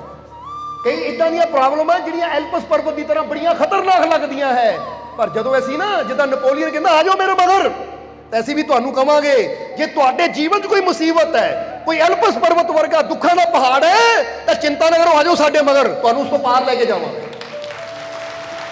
ਕਿਉਂਕਿ ਵਿਸ਼ਵਾਸ ਹੈ ਆਪਣੇ ਮਾਲਿਕ ਤੇ, ਵਿਸ਼ਵਾਸ ਹੈ ਆਪਣੇ ਆਪ ਤੇ, ਵਿਸ਼ਵਾਸ ਹੈ ਆਪਣੇ ਅੰਦਰਲੀ ਸ਼ਕਤੀ ਤੇ ਕਿ ਉਹ ਤੋਂ ਬੜੀ ਤਾਂ ਕੋਈ ਚੀਜ਼ ਹੈ ਹੀ ਨਹੀਂ। ਔਰ ਜਿਹਨੂੰ ਬੜੇ ਦਾ ਸਹਾਰਾ ਮਿਲ ਗਿਆ, ਉਹਨਾਂ ਛੋਟੀ ਛੋਟੀਆਂ ਚੀਜ਼ਾਂ ਤੋਂ ਕੀ ਡਰਨਾ ਹੈ। ਕਹਿੰਦੇ ਸੈਨਿਕ ਹੈਰਾਨ ਰਹਿ ਗਏ, ਕਹਿੰਦੇ ਹੈ ਮਾਰੇ ਪਾਰ ਵੀ ਕਰ ਗਏ? ਕਹਿੰਦੇ ਆਹੀ ਤਾਂ ਸੀ ਜੋ ਪਿੱਛੇ ਗਏ ਆ, ਹੁਣ ਤਾਂ ਅਸੀਂ ਨਗਰ 'ਚ ਪਹੁੰਚ ਗਏ ਜਿਹਨਾਂ ਯੁੱਧ ਲੜਨਾ ਹੈ। ਇਹਨੂੰ ਕਹਿੰਦੇ ਸਮਰਾਟ, ਇਹਨੂੰ ਕਹਿੰਦੇ ਆ ਨੇਤਾ, ਕਿ ਜਿਹੜਾ ਖੁਦ ਸਾਹਸ ਨਾਲ ਭਰਿਆ ਹੋਵੇ, ਦੂਜਿਆਂ ਨੂੰ ਵੀ ਇਦਾਂ ਮਗਰ ਤੋਰ ਲਵੇ ਕਿ ਦੁੱਖਾਂ 'ਚੋਂ ਨਿਕਲ ਵੀ ਜਾਵੇ, ਤੈਨੂੰ ਦੁੱਖ ਦਾ ਪਤਾ ਵੀ ਕਹਿ ਦਿਓ ਨਾ ਲੱਗੇ। ਸੈਨਿਕਾਂ ਨੇ ਪੁੱਛਿਆ ਮਾਰੇ ਐਲਪਸ ਪਰਬਤ ਨਹੀਂ ਆਇਆ? ਉਹ ਕਹਿੰਦੇ ਕਿਹੜਾ ਐਲਪਸ ਪਰਬਤ? ਅਸੀਂ ਕੱਲ ਹੀ ਪਾਰ ਕਰ ਗਏ। ਕਹਿੰਦੇ ਕਮਾਲ ਆ, ਪਤਾ ਵੀ ਨਹੀਂ ਲੱਗਾ। ਉਹ ਕਹਿੰਦੇ ਪਤਾ ਤਾਂ ਨਹੀਂ ਲੱਗਾ ਕਿਉਂਕਿ ਤੁਹਾਨੂੰ ਪਤਾ ਹੀ ਨਹੀਂ ਸੀ ਕਿ ਐਲਪਸ ਪਰਬਤ ਹੈ। ਬੋਲੋ ਸਮਝਦੇ ਹੋ ਕਿ ਨਹੀਂ? ਤਾਂ ਹੀ ਤਾਂ ਕਿਹਾ ਜਾਂਦਾ ਇਨਸਾਨ ਅੰਦਰ ਜਿੰਨੀ ਮਰਜ਼ੀ ਖਤਰਨਾਕ ਬਿਮਾਰੀ ਹੋਵੇ। ਹੁਣ ਕਈ ਵਾਰ ਕਿਸੇ ਨੂੰ ਬਿਮਾਰੀ ਨਹੀਂ ਹੈ ਨਾ, ਜਿੱਦਾਂ ਕਿਹਾ ਜਾਂਦਾ ਹੈ ਕਿ ਕਈ ਜਗ੍ਹਾ ਐਕਸਪੈਰੀਮੈਂਟ, ਇੱਕ ਨਾ ਕੈਲੀਫੋਰਨੀਆ ਯੂਨੀਵਰਸਿਟੀ ਐਕਸਪੈਰੀਮੈਂਟ ਹੋਇਆ ਕਿ ਉਹਨਾਂ ਨੇ 1 ਹਫ਼ਤੇ ਵਾਸਤੇ ਕੀ ਕੀਤਾ, ਇੱਕ ਬੰਦੇ ਨੂੰ ਉੱਦਾਂ ਹੀ ਕਹਿ ਦਿੱਤਾ ਤੈਨੂੰ ਆਹ ਰੋਗ ਹੈ ਜਿਹੜਾ ਕਿ ਇਲਾਜ ਹੀ ਨਹੀਂ ਹੋ ਸਕਦਾ। ਉਹ ਹਫ਼ਤੇ 'ਚ ਬੰਦੇ ਦੀ ਹਾਲਤ ਖਰਾਬ ਹੋ ਗਈ। ਫਿਰ ਅਗਲੇ ਦਿਨ ਹਫ਼ਤੇ ਬਾਅਦ ਦੱਸਿਆ ਕਿ ਉਹ ਤਾਂ ਮਿਸ, ਜਿੱਦਾਂ ਰਿਪੋਰਟ ਨਾ ਮਿਸ ਹੋ ਜਾਂਦੀ ਹੈ ਜਾਂ ਗਲਤ ਰਿਪੋਰਟ ਹੋ ਜਾਂਦੀ ਹੈ, ਤਾਂ ਫਿਰ ਉਹਦੀ ਜਾਨ 'ਚ ਜਾਨ ਆਈ। ਸੋ ਕਹਿਣ ਦਾ ਮਤਲਬ ਬਿਮਾਰੀ ਅੰਦਰ ਕੋਈ ਨਹੀਂ ਹੈ, ਪਰ ਜੇ ਇੱਥੇ ਸੋਚ ਬਹਿ ਜਾਵੇ ਮੈਂ ਬਿਮਾਰ ਹਾਂ ਜਾਂ ਆਹ ਬੜੀ ਖਤਰਨਾਕ ਬਿਮਾਰੀ ਹੈ, ਤਾਂ ਉਹ ਸੋਚ ਹੀ ਬੰਦੇ ਨੂੰ ਦੁੱਖ ਦੇਣਾ ਸ਼ੁਰੂ ਕਰ ਦਿੰਦੀ ਹੈ। ਇਸ ਲਈ ਫਿਰ ਕਹਾਂਗੇ ਕਿ ਤੁਸੀਂ ਵੀ ਐਲਪਸ ਪਰਬਤ ਮੰਗੋ, ਮੌਤ ਦੀ ਘਾਟੀ, ਆ ਬਿਮਾਰੀ ਮੌਤ ਦੀ ਘਾਟੀ, ਮੁਸੀਬਤ ਬਹੁਤ ਵੱਡੀ, ਡਰਨਾ ਨਹੀਂ ਹੈ, ਬਲਕਿ ਨੈਪੋਲੀਅਨ ਵਰਗਾ ਹੌਸਲਾ ਸਾਡੇ ਅੰਦਰ ਚਾਹੀਦਾ ਹੈ ਕਿ ਜਿਹੜਾ ਕੰਮ ਕੋਈ ਨਹੀਂ ਕਰ ਸਕੇ ਅਸੀਂ ਕਰਕੇ ਦਿਖਾਵਾਂਗੇ। ਨੈਪੋਲੀਅਨ ਜਿੱਦਾਂ ਦੱਸਿਆ ਬਹੁਤ ਸਾਹਸੀ ਸੀ, ਪਰ ਕਿਹੜੇ ਕਾਰਨ ਨਾਲ ਉਹਦੀ ਹਾਰ ਹੋਈ, ਉਹ ਵੀ ਥੋੜਾ ਇੱਥੇ ਜ਼ਿਕਰ ਕਰ ਦੇਵਾਂਗੇ ਕਿ ਨੈਪੋਲੀਅਨ ਨੇ ਐਲਪਸ ਪਰਬਤ ਤੋਂ ਬਾਅਦ ਜਿਹੜੀ ਜੰਗ ਜਿੱਤ ਕੇ ਵਾਪਸ ਆਇਆ, ਤਾਂ ਫਿਰ ਉਹਦੇ ਮਨ 'ਚ ਆਇਆ ਰੂਸ ਤੇ, ਰਸ਼ੀਆ ਤੇ ਹਮਲਾ ਕਰਨ ਦਾ। ਹੁਣ ਕਹਿੰਦੇ ਬਾਈ ਰੋਡ ਰਸ਼ੀਆ ਜਾਣਾ ਫਰਾਂਸ ਤੋਂ ਬਹੁਤ ਲੰਬਾ ਸਫ਼ਰ ਹੈ, ਪਰ ਕਹਿੰਦੇ ਨੈਪੋਲੀਅਨ ਦੇ ਸਲਾਹਕਾਰ ਨੇ, ਸਮਝ ਲਓ ਉਹਦੇ ਸਲਾਹਕਾਰ ਗੁਰੂ ਵੀ ਕਹਿ ਸਕਦੇ ਆ, ਮਨਾ ਕੀਤਾ ਕਿ ਨੈਪੋਲੀਅਨ ਇਹ ਕੰਮ ਨਾ ਕਰ, ਬੜਾ ਖਤਰਨਾਕ ਹੈ ਐਡੀ ਦੂਰ ਜਾਣਾ। ਕਿਉਂਕਿ ਨੈਪੋਲੀਅਨ ਨੂੰ ਸੀ ਰਸ਼ੀਆ ਬਹੁਤ ਬੜਾ ਦੇਸ਼ ਹੈ, ਅਗਰ ਉਹਨੂੰ ਮੈਂ ਜਿੱਤ ਲਵਾਂ ਪੂਰੀ ਦੁਨੀਆ ਤੇ ਮੇਰਾ ਰਾਜ ਹੋ ਸਕਦਾ ਹੈ। ਪਰ ਨੈਪੋਲੀਅਨ ਨੇ ਗੱਲ ਨਹੀਂ ਮੰਨੀ, ਸਾਹਸੀ ਬਹੁਤ ਸੀ। ਜਦੋਂ ਦੱਸਿਆ ਕਿ ਰਸ਼ੀਆ 'ਚ ਠੰਡ ਬਹੁਤ ਹੈ, ਰਸਤਾ ਬਹੁਤ ਦੁਰਗਮ ਹੈ, ਲੰਬਾ ਰਸਤਾ ਹੈ, ਨੈਪੋਲੀਅਨ ਕਹਿੰਦਾ ਕੋਈ ਗੱਲ ਨਹੀਂ, ਉਹ ਵੀ ਕੰਮ ਮੈਂ ਕੀਤੇ ਜਿਹੜਾ ਕੋਈ ਕਰ ਨਹੀਂ ਪਾਇਆ। ਇੱਥੇ ਕਹਿੰਦੇ ਨਾ ਓਵਰ ਕੌਨਫੀਡੈਂਸ, ਜ਼ਿਆਦਾ ਸਾਹਸ, ਸਲਾਹ ਨਹੀਂ ਮੰਨੀ। ਔਰ 5.5 ਲੱਖ ਸੈਨਿਕਾਂ ਦੇ ਨਾਲ ਨੈਪੋਲੀਅਨ ਰੂਸ ਨੂੰ ਤੁਰ ਪਿਆ। ਪਰ ਕਹਿੰਦੇ ਰਸਤੇ 'ਚ ਰਸ਼ੀਆ ਨੂੰ ਜਾਂਦੇ ਆ, ਰੂਸ ਨੂੰ ਜਾਂਦੇ ਆ, ਸਰਦੀ ਇੰਨੀ ਸੀ ਕਿ ਰਸਤੇ 'ਚ ਹੀ ਉਹਦੇ ਜਾਂਦੇ ਜਾਂਦੇ ਕਈ ਸੈਨਿਕ ਸਰਦੀ ਨੂੰ ਬਰਦਾਸ਼ਤ ਨਾ ਕਰ ਪਾਏ ਔਰ ਉਹ ਖਤਮ ਹੋ ਗਏ। ਔਰ ਜਦੋਂ ਰਸ਼ੀਆ ਪਹੁੰਚਿਆ ਨੈਪੋਲੀਅਨ ਤਾਂ ਦੇਖਿਆ ਰੂਸ ਵਿੱਚ ਪਹਿਲੇ ਕਿਸੇ ਨੇ ਅੱਗ ਲਾਈ ਸੀ ਖਾਣ ਪੀਣ ਦੇ ਸਮਾਨ ਨੂੰ, ਰਸ਼ੀਆ ਨੂੰ ਉੱਥੇ ਹਾਸਿਲ ਕੁਝ ਨਹੀਂ ਹੋਇਆ। ਫਿਰ ਨੈਪੋਲੀਅਨ ਜਦੋਂ ਵਾਪਸ ਆ ਰਿਹਾ ਸੀ, ਕਹਾਣੀ ਤਾਂ ਬੜੀ ਵਿਸਤਾਰ ਨਾਲ ਪਰ ਸ਼ਾਰਟ 'ਚ ਦੱਸਣ ਲੱਗੇ ਆ ਕਿ ਫਿਰ ਜਦੋਂ ਵਾਪਸ ਆ ਰਿਹਾ ਸੀ ਤਾਂ ਸਮਝ ਲਓ ਕਿ ਜਾਂਦੇ ਹੋਏ ਨੈਪੋਲੀਅਨ ਦੇ ਨਾਲ 5.5 ਲੱਖ ਸੈਨਿਕ ਸੀ, ਪਰ ਜਦੋਂ ਰਸ਼ੀਆ ਤੋਂ ਵਾਪਸ ਪਹੁੰਚਿਆ ਫਰਾਂਸ ਵਿੱਚ ਤਾਂ ਸਿਰਫ 1 ਲੱਖ ਸੈਨਿਕ ਰਹਿ ਗਿਆ। 4.5 ਲੱਖ ਸੈਨਿਕ ਰਸਤੇ 'ਚ ਹੀ ਸਰਦੀ ਦੇ ਕਾਰਨ, ਤਕਲੀਫਾਂ ਦੇ ਕਾਰਨ, ਲੰਬੇ ਸਫ਼ਰ ਦੇ ਕਾਰਨ ਮਰ ਗਏ। ਹੁਣ ਇੱਧਰ ਜਦੋਂ ਵਾਪਸ ਨੈਪੋਲੀਅਨ ਆਇਆ ਤਾਂ ਉਹ ਕਮਜ਼ੋਰ ਹੋ ਚੁੱਕਾ ਸੀ, ਕਿਉਂਕਿ 5.5 ਲੱਖ ਤੋਂ ਸਿੱਧਾ 4.5 ਲੱਖ ਸੈਨਿਕ ਉੱਥੇ ਮਰ ਜਾਣਾ। ਤਾਂ ਫਿਰ ਉਸ ਲਈ ਯੂਰਪ ਦੇ ਬਾਕੀ ਦੇਸ਼ਾਂ ਨਾਲ, ਜਿੱਦਾਂ ਕੁਝ ਦੇਸ਼ਾਂ ਨੇ ਮਿਲ ਕੇ ਸੋਚਿਆ ਕਿ ਹੁਣ ਇਸ ਲਈ ਵਕਤ ਹੈ ਨੈਪੋਲੀਅਨ ਨੂੰ ਜਿੱਤਣ ਦਾ। ਇਸ ਲਈ ਇੱਕ ਦੇਸ਼ ਨੇ ਨਹੀਂ ਨੈਪੋਲੀਅਨ ਜਿੱਤਿਆ, ਫਿਰ ਕਹਿੰਦੇ 6-7 ਦੇਸ਼ਾਂ ਨੇ ਰਲ ਕੇ ਇਕੱਠੇ ਹੋ ਕੇ ਦੇਖਿਆ ਕਿ ਹੁਣ ਇਹਦੀ ਸੈਨਾ ਵੀ ਕਮਜ਼ੋਰ ਹੈ, ਥੱਕੀ ਆਈ ਹੈ, ਸਫ਼ਰ ਤੋਂ ਆਈ ਹੈ, ਜਾਨ ਵੀ ਹੈ ਨਹੀਂ, ਸੈਨਿਕ ਵੀ ਘੱਟ ਹੈ। ਤਾਂ ਫਿਰ ਉਸ ਲਈ ਹਮਲਾ ਕੀਤਾ, ਵਾਟਰਲੂ ਦੀ ਲੜਾਈ ਉਹਨੂੰ ਕਿਹਾ ਜਾਂਦਾ ਹੈ, ਜਿੱਥੇ ਨੈਪੋਲੀਅਨ ਦੀ ਹਾਰ ਹੋਈ। ਪਰ ਉੱਥੇ ਵੀ ਕਹਿੰਦੇ ਆਪਣੇ ਅੰਤਿਮ ਪ੍ਰਾਣ ਵੀ ਨੈਪੋਲੀਅਨ ਨੇ ਕਹਿੰਦੇ ਅੰਤਿਮ ਸਵਾਸਾਂ ਤੱਕ ਲੜਿਆ। ਫਿਰ ਉਹਨੂੰ ਕੈਦ ਕੀਤਾ ਗਿਆ, ਫਿਰ ਕੈਦ ਵਿੱਚ ਕੁਝ ਮਹੀਨੇ ਰੱਖਿਆ ਗਿਆ। ਫਿਰ ਉੱਥੇ ਦੱਸਿਆ ਕਿ ਉਹਨੂੰ ਜ਼ਹਿਰ ਦਿੱਤਾ ਗਿਆ ਜਿਸ ਦੇ ਨਾਲ ਉਹਦੀ ਮੌਤ ਹੋ ਗਈ। ਜਰਾ ਸਮਝਣਾ ਸਾਰਿਆਂ ਨੇ, ਇੱਥੇ ਦੋ ਚੀਜ਼ਾਂ ਪਤਾ ਲੱਗਦੀਆਂ ਕਿ ਸਾਹਸ ਹੋਣਾ ਜ਼ਰੂਰੀ ਹੈ, ਪਰ ਉਹਦੇ ਨਾਲ ਨਾਲ ਕੋਈ ਜੀਵਨ 'ਚ ਸਲਾਹਕਾਰ ਵੀ ਹੋਣਾ ਜ਼ਰੂਰੀ ਹੈ ਕਿ ਜਿਹਦੀ ਸਲਾਹ ਮੰਨੀਏ। ਤਾਂ ਉਸ ਲਈ ਨੈਪੋਲੀਅਨ ਨੇ ਸੋਚਿਆ ਕਾਸ਼ ਮੈਂ ਉਹ ਗੱਲ ਮੰਨੀ ਹੁੰਦੀ ਤਾਂ ਅੱਜ ਮੈਂ ਕਮ ਸੇ ਕਮ ਯੂਰਪ ਤੇ ਤਾਂ ਰਾਜ ਕਰਨਾ ਹੀ ਸੀ। ਬੋਲੋ ਸਮਝਦੇ ਹੋ ਕਿ? ਸੋ ਕੌਨਫੀਡੈਂਸ ਸਾਡੇ ਅੰਦਰ ਹੋਵੇ, ਵਿਸ਼ਵਾਸ ਸਾਡੇ ਅੰਦਰ ਹੋਵੇ, ਪਰ ਉਹਦੇ ਨਾਲ ਨਾਲ ਇੱਕ ਗੁਰੂ ਵੀ ਚਾਹੀਦਾ ਹੈ ਜੋ ਸਾਨੂੰ ਸਹੀ ਰਸਤਾ ਵੀ ਦਿਖਾਵੇ ਕਿ ਭਾਈ ਸਾਹਸ ਹੈ ਪਰ ਸਾਹਸ ਦਾ ਸਹੀ ਜਗ੍ਹਾ ਉਪਯੋਗ ਕਰਨਾ ਹੈ। ਇਹ ਸਾਹਸ ਨਾ ਕਿਤੇ ਉਹ ਵੀ ਕੰਮ ਨਹੀਂ ਕਰਨੇ ਕਿ ਮੈਂ ਲਈ ਮੈਨੂੰ ਸਾਹਸ ਹੈ ਮੈਂ ਤਾਂ ਕੁਤਬ ਮੀਨਾਰ ਤੋਂ ਛਾਲ ਮਾਰ ਦੂੰ ਬਿਨਾਂ ਪੈਰਾਸ਼ੂਟ ਤੋਂ, ਤਾਂ ਫਿਰ ਤਾਂ ਉਹ ਨਾ ਸਮਝੀ ਵੀ ਹੁੰਦੀ ਹੈ ਨਾ। ਬੋਲੋ ਸਮਝਦੇ ਹੋ ਕਿ? ਪਰ ਅਸੀਂ ਕਹਿੰਦੇ ਸਾਹਸ ਹੋਣਾ ਚਾਹੀਦਾ ਕਿ ਸਾਡੇ ਅੰਦਰ ਡਰ ਨਹੀਂ ਹੋਣਾ ਚਾਹੀਦਾ, ਸਾਡੇ ਅੰਦਰ ਸਾਹਸ ਹੋਣਾ ਚਾਹੀਦਾ। ਔਰ ਇਹ ਸਾਹਸ ਵਾਸਤੇ ਇੰਨੇ ਬਹੁਤ ਹੈ ਕਿ ਮੇਰਾ ਮਾਲਿਕ ਮੇਰੇ। ਔਰ ਇਸ ਲਈ ਤਾਂ ਕਹਿੰਦੇ ਹੈ ਕਿ ਨੈਪੋਲੀਅਨ ਦਾ ਇੱਕ ਕੋਟ ਸੀ, ਕੋਟ यानी वचन सी कि सफलता उनको ही मिलती है जिन्हें ये विश्वास है कि उन्हें सफलता जरूर मिलेगी। ਕਹਿੰਦੇ ਸਫਲਤਾ ਮਿਲਦੀ ਹਮੇਸ਼ਾ ਉਹਨੂੰ ਜਿਹਨੂੰ ਵਿਸ਼ਵਾਸ ਹੋਵੇ ਕਿ ਮੈਨੂੰ ਸਫਲਤਾ, ਹੁਣ ਚਾਹੇ ਉਹ ਬਿਮਾਰੀਆਂ ਤੇ ਹੋਵੇ, ਚਾਹੇ ਉਹ ਸਾਡੇ ਹਾਲਾਤਾਂ ਤੇ ਹੋਵੇ, ਚਾਹੇ ਉਹ ਕਿਸੇ ਵੀ ਤੌਰ ਦੀ ਨਾ ਬਾਹਰੀ ਕੋਈ ਹਾਲਾਤ ਹੋਵੇ, ਕੋਈ ਸਿਚੁਏਸ਼ਨ ਹੋਵੇ, ਅਗਰ ਅਸੀਂ ਸਫਲ ਹੋਣਾ ਚਾਹੁੰਦੇ ਹਾਂ ਤਾਂ ਸਾਨੂੰ ਇੱਕ ਵਿਸ਼ਵਾਸ ਹੋਣਾ ਚਾਹੀਦਾ ਕਿ ਮੈਨੂੰ ਇਸ ਤੇ ਸਫਲਤਾ ਜ਼ਰੂਰ। ਫਰਜ਼ ਕਰੋ ਅਗਰ ਅਸੀਂ ਬਿਮਾਰ ਹਾਂ ਔਰ ਸਾਨੂੰ ਯਕੀਨ ਹੈ ਕਿ ਮੈਨੂੰ ਪੂਰਾ ਵਿਸ਼ਵਾਸ ਹੈ ਆਪਣੇ ਮਾਲਿਕ ਦੀ ਰਹਿਮਤ ਤੇ ਕਿ ਇਸ ਬਿਮਾਰੀ ਤੇ ਮੈਨੂੰ ਸਫਲਤਾ, ਇਹ ਕੰਮ 'ਚ ਮੈਨੂੰ ਸਫਲਤਾ, ਤਾਂ ਫਿਰ ਮਿਲ ਕੇ ਵੀ ਰਹਿੰਦੀ ਹੈ। ਕਿਉਂਕਿ ਜੈਸਾ ਸਾਡਾ ਵਿਸ਼ਵਾਸ ਹੋਣਾ ਹੈ ਸਾਡੇ ਜੀਵਨ 'ਚ, ਜਿੱਦਾਂ ਦੱਸਿਆ ਨਾ ਕਿ ਜਿੱਦਾਂ ਦਾ ਅਸੀਂ ਮਾਲਕ ਦੇ ਅੱਗੇ ਵਿਸ਼ਵਾਸ ਕਰਨਾ ਉਦਾਂ ਦੀ ਰਹਿਮਤ ਸਾਡੇ ਤੇ ਹੋਣੀ ਵੀ ਸ਼ੁਰੂ ਹੋ ਜਾਂਦੀ ਹੈ। ਇਸ ਲਈ ਅੱਜ ਇਹ ਹੁਣ ਪ੍ਰਾਰਥਨਾ ਦੇ ਕਿੰਨਵਾਂ ਅਸੂਲ ਹੈ? ਤੀਸਰਾ। ਔਰ ਤੀਸਰਾ ਅਸੂਲ ਹੈ ਮਨ ਦੀ ਸ਼ੁੱਧਤਾ, ਮਨ ਦੀ ਪਵਿੱਤਰਤਾ, ਕਿ ਸਾਡਾ ਮਨ ਵੀ ਸਾਫ਼ ਹੋਣਾ ਚਾਹੀਦਾ ਹੈ। ਸਾਡੇ ਮਨ 'ਚ ਕਿਸੇ ਵਾਸਤੇ ਕੋਈ ਬੈਰ ਭਾਵਨਾ, ਕੋਈ ਬੁਰੀ ਕਾਮਨਾ ਨਹੀਂ ਹੋਣੀ ਚਾਹੀਦੀ, ਕਿਸੇ ਦਾ ਬੁਰਾ ਕਰਨ ਦੀ ਭਾਵਨਾ ਨਹੀਂ ਸਾਡੇ ਅੰਦਰ ਹੋਣੀ ਚਾਹੀਦੀ। ਇਸ ਲਈ ਮਨ ਦੀ ਪਵਿੱਤਰਤਾ ਵੀ ਪਹਿਲੇ ਦੋ ਨਿਯਮ ਯਾਦ ਹੈ ਨਾ? ਪਹਿਲਾ ਹੈ ਪ੍ਰੇਮ, ਦੂਜਾ ਹੈ ਇਕਾਗਰਤਾ ਔਰ ਤੀਜਾ ਹੈ ਮਨ ਦੀ ਪਵਿੱਤਰਤਾ। ਕਿਉਂਕਿ ਰੱਬ ਕਹਿੰਦਾ ਨਾ ਕਿ ਤੇਰੀ ਦੁਆ ਕਬੂਲ ਹੋਏਗੀ ਪਰ ਤੇਰਾ ਦਿਲ ਸਾਫ਼ ਹੋਣਾ ਚਾਹੀਦਾ ਹੈ, ਦਿਲ 'ਚ ਮੈਲ ਨਹੀਂ ਹੋਣੀ ਚਾਹੀਦੀ, ਦਿਲ 'ਚ ਨਫ਼ਰਤ ਨਹੀਂ ਹੋਣੀ ਚਾਹੀਦੀ, ਦਿਲ 'ਚ ਬੈਰ ਵਿਰੋਧਤਾ ਨਹੀਂ ਹੋਣੀ ਚਾਹੀਦੀ। ਫਿਰ ਚੌਥਾ ਨਿਯਮ ਕੀ ਹੈ ਪ੍ਰਾਰਥਨਾ ਦੀ ਮਨਜ਼ੂਰੀ ਦਾ? ਪ੍ਰਾਰਥਨਾ ਕਬੂਲ ਕਿਹਨਾਂ ਦੀ ਹੁੰਦੀ ਹੈ? ਚੌਥਾ ਨਿਯਮ ਹੈ ਧੀਰਜ। ਕੀ ਹੈ? ਧੀਰਜ। ਧੀਰਜ ਦਾ ਮਤਲਬ ਸਬਰ ਥੋੜਾ ਚਾਹੀਦਾ ਹੈ ਕਿ ਤੂੰ ਪ੍ਰਾਰਥਨਾ ਕੀਤੀ, ਹੁਣ ਸਬਰ ਰੱਖ, ਯਕੀਨ ਰੱਖ, ਯਾਨੀ ਧੀਰਜ ਰੱਖ।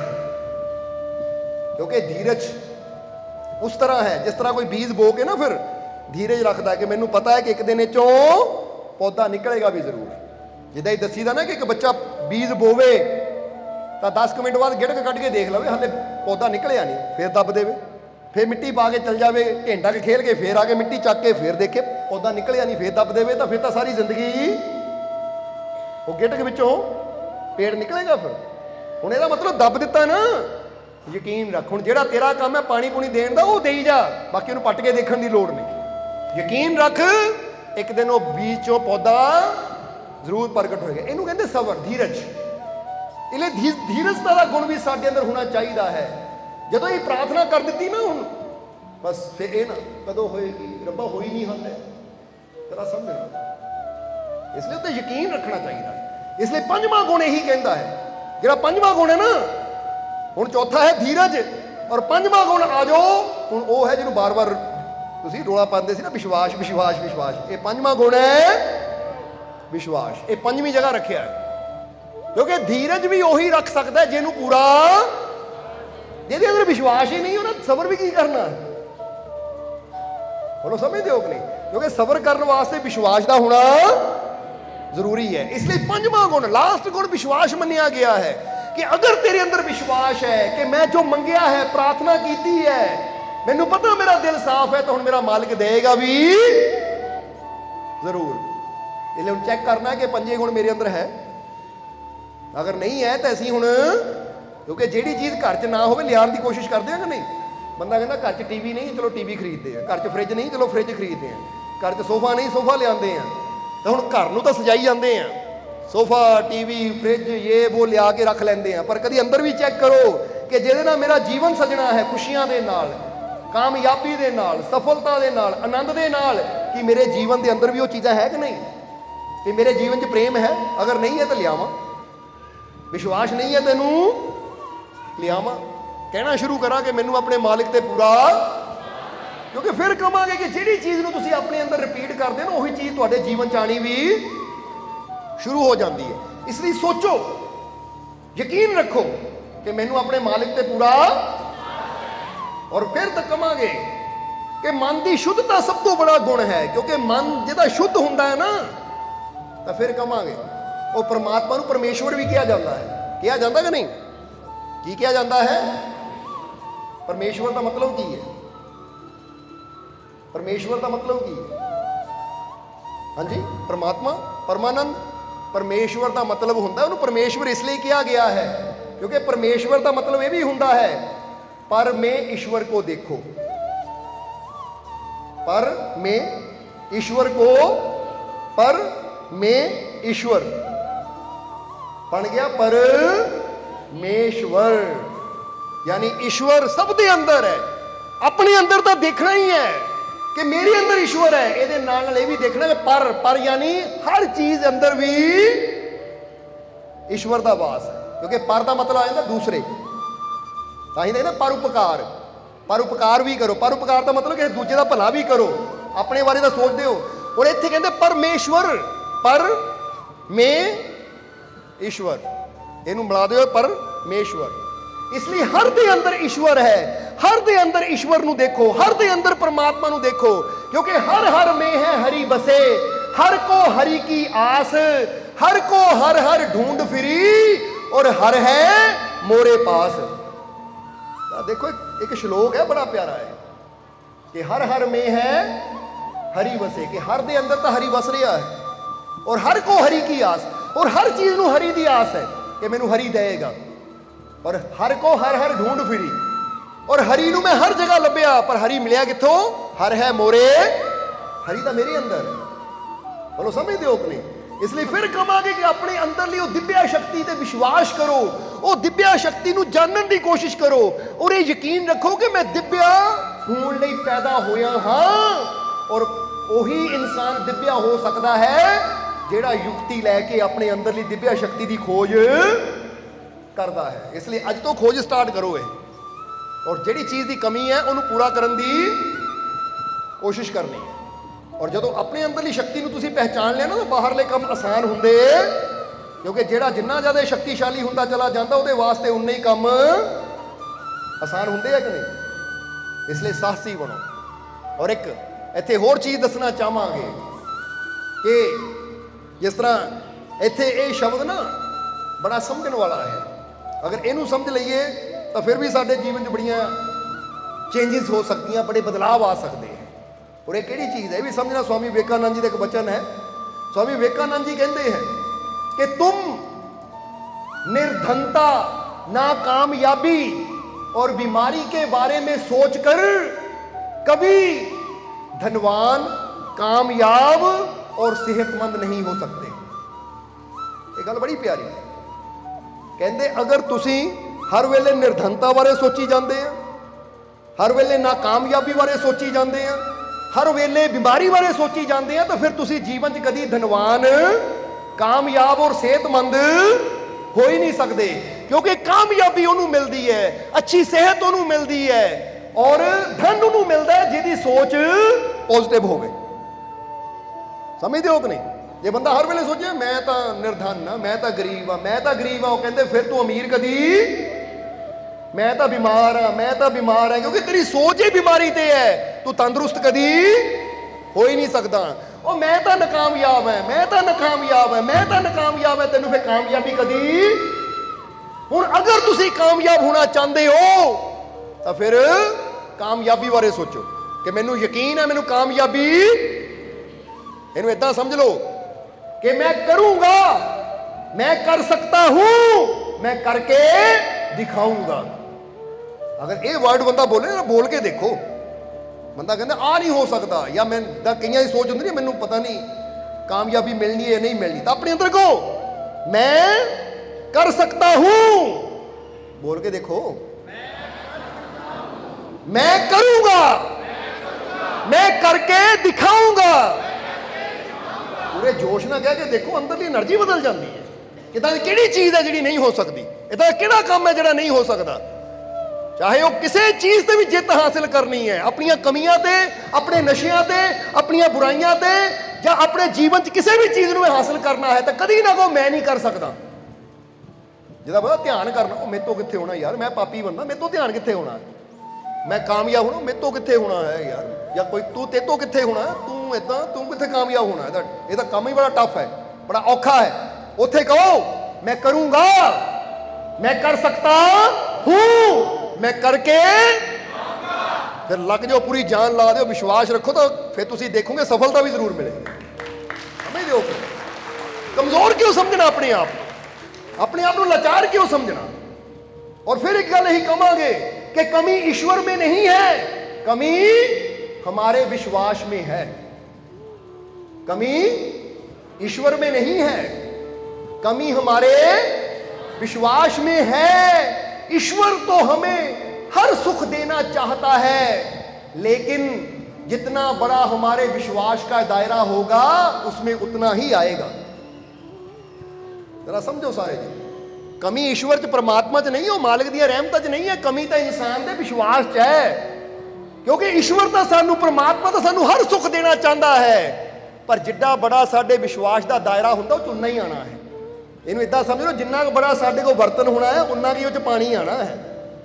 इसलिए जे चाहते हैं कि सानू हर सुख मिले, तो अपने विश्वास के दायरे नू की करना है, आवाज घट आई है, बड़ा करना है। क्योंकि जिड्डा तुहाडा विश्वास का दायरा बड़ा होंदा चला जाएगा, उन्ना ही ज्यादा ਉਹਦੀ तरफों रहमतां बख्शिशां तुसीं संभालते चले जाओगे। क्योंकि कमी उधर नहीं है, बोलो समझते हो कि नहीं। अच्छा, रब की कुदरत देखो कित्थे कित्थे तक है कि नहीं, दूर दूर तक, पर तुसीं तां उन्ना की देख सकते हो जित्थे तक तुहाडी नज़र है। जे तुसीं दूरबीन लै लो तो होर दूर तक देख सकते हो, ਉਹਦੇ ਨਾਲ तुसीं चंद्रमे तक नूं देख सकते हो, यानी ਉਹਦੀ ਬਰੀਕੀ ਨਾਲ देख सकते हो, मंगल तक नूं देख सकते हो। यानी ये उदाहरण दे रहे हैं असीं कि अगर इंसान अपने देखने का दायरा बढ़ाता चला जाएगा तो बंदा कित्थे तक देख सकता है। तो जो नज़र ही हुण कईयां दी नज़र ही कमज़ोर होंदी है, बोलो समझते हो कि नहीं। जिद्दां कहंदे नत्थू लाल दी नज़र कमज़ोर सी, इसलिए उसकी शादी नहीं हुंदी सी। बड़े रिश्ते आते सी, पर नज़र की कमज़ोरी करके नत्थू लाल की शादी नहीं हुंदी सी। तो एक दिन ਉਹਦੇ बाप ने कहा, नत्थू लाल हुण एक रिश्ता आया, कुड़ी वालिਆਂ ने तैनूं देखण आना है। हमेशा चक्कर पै जाता है। चक्कर की पै जाता है कि तेरी नज़र की कमज़ोरी का उन्होंने पता लग जाता, तो वो ब्याह नहीं, वो ना कर देंगे है। तो नत्थू लाल ने कहा, पिता जी भी इदां करते हैं भी कुड़ी वाले के आने तो पहला ना तुसीं इदां करो, अपने घर के सामने एक पेड़ है ना। बाप कहता हाँ वो है सामने, कहता वो एक सूई गड्ढ के आओ, पेड़ में एक सूई फसाओ इदां। बाप कहता फिर की होना है, कहता मेरी कुर्सी सामने लाओ, मेरी कुर्सी सामने लाओ।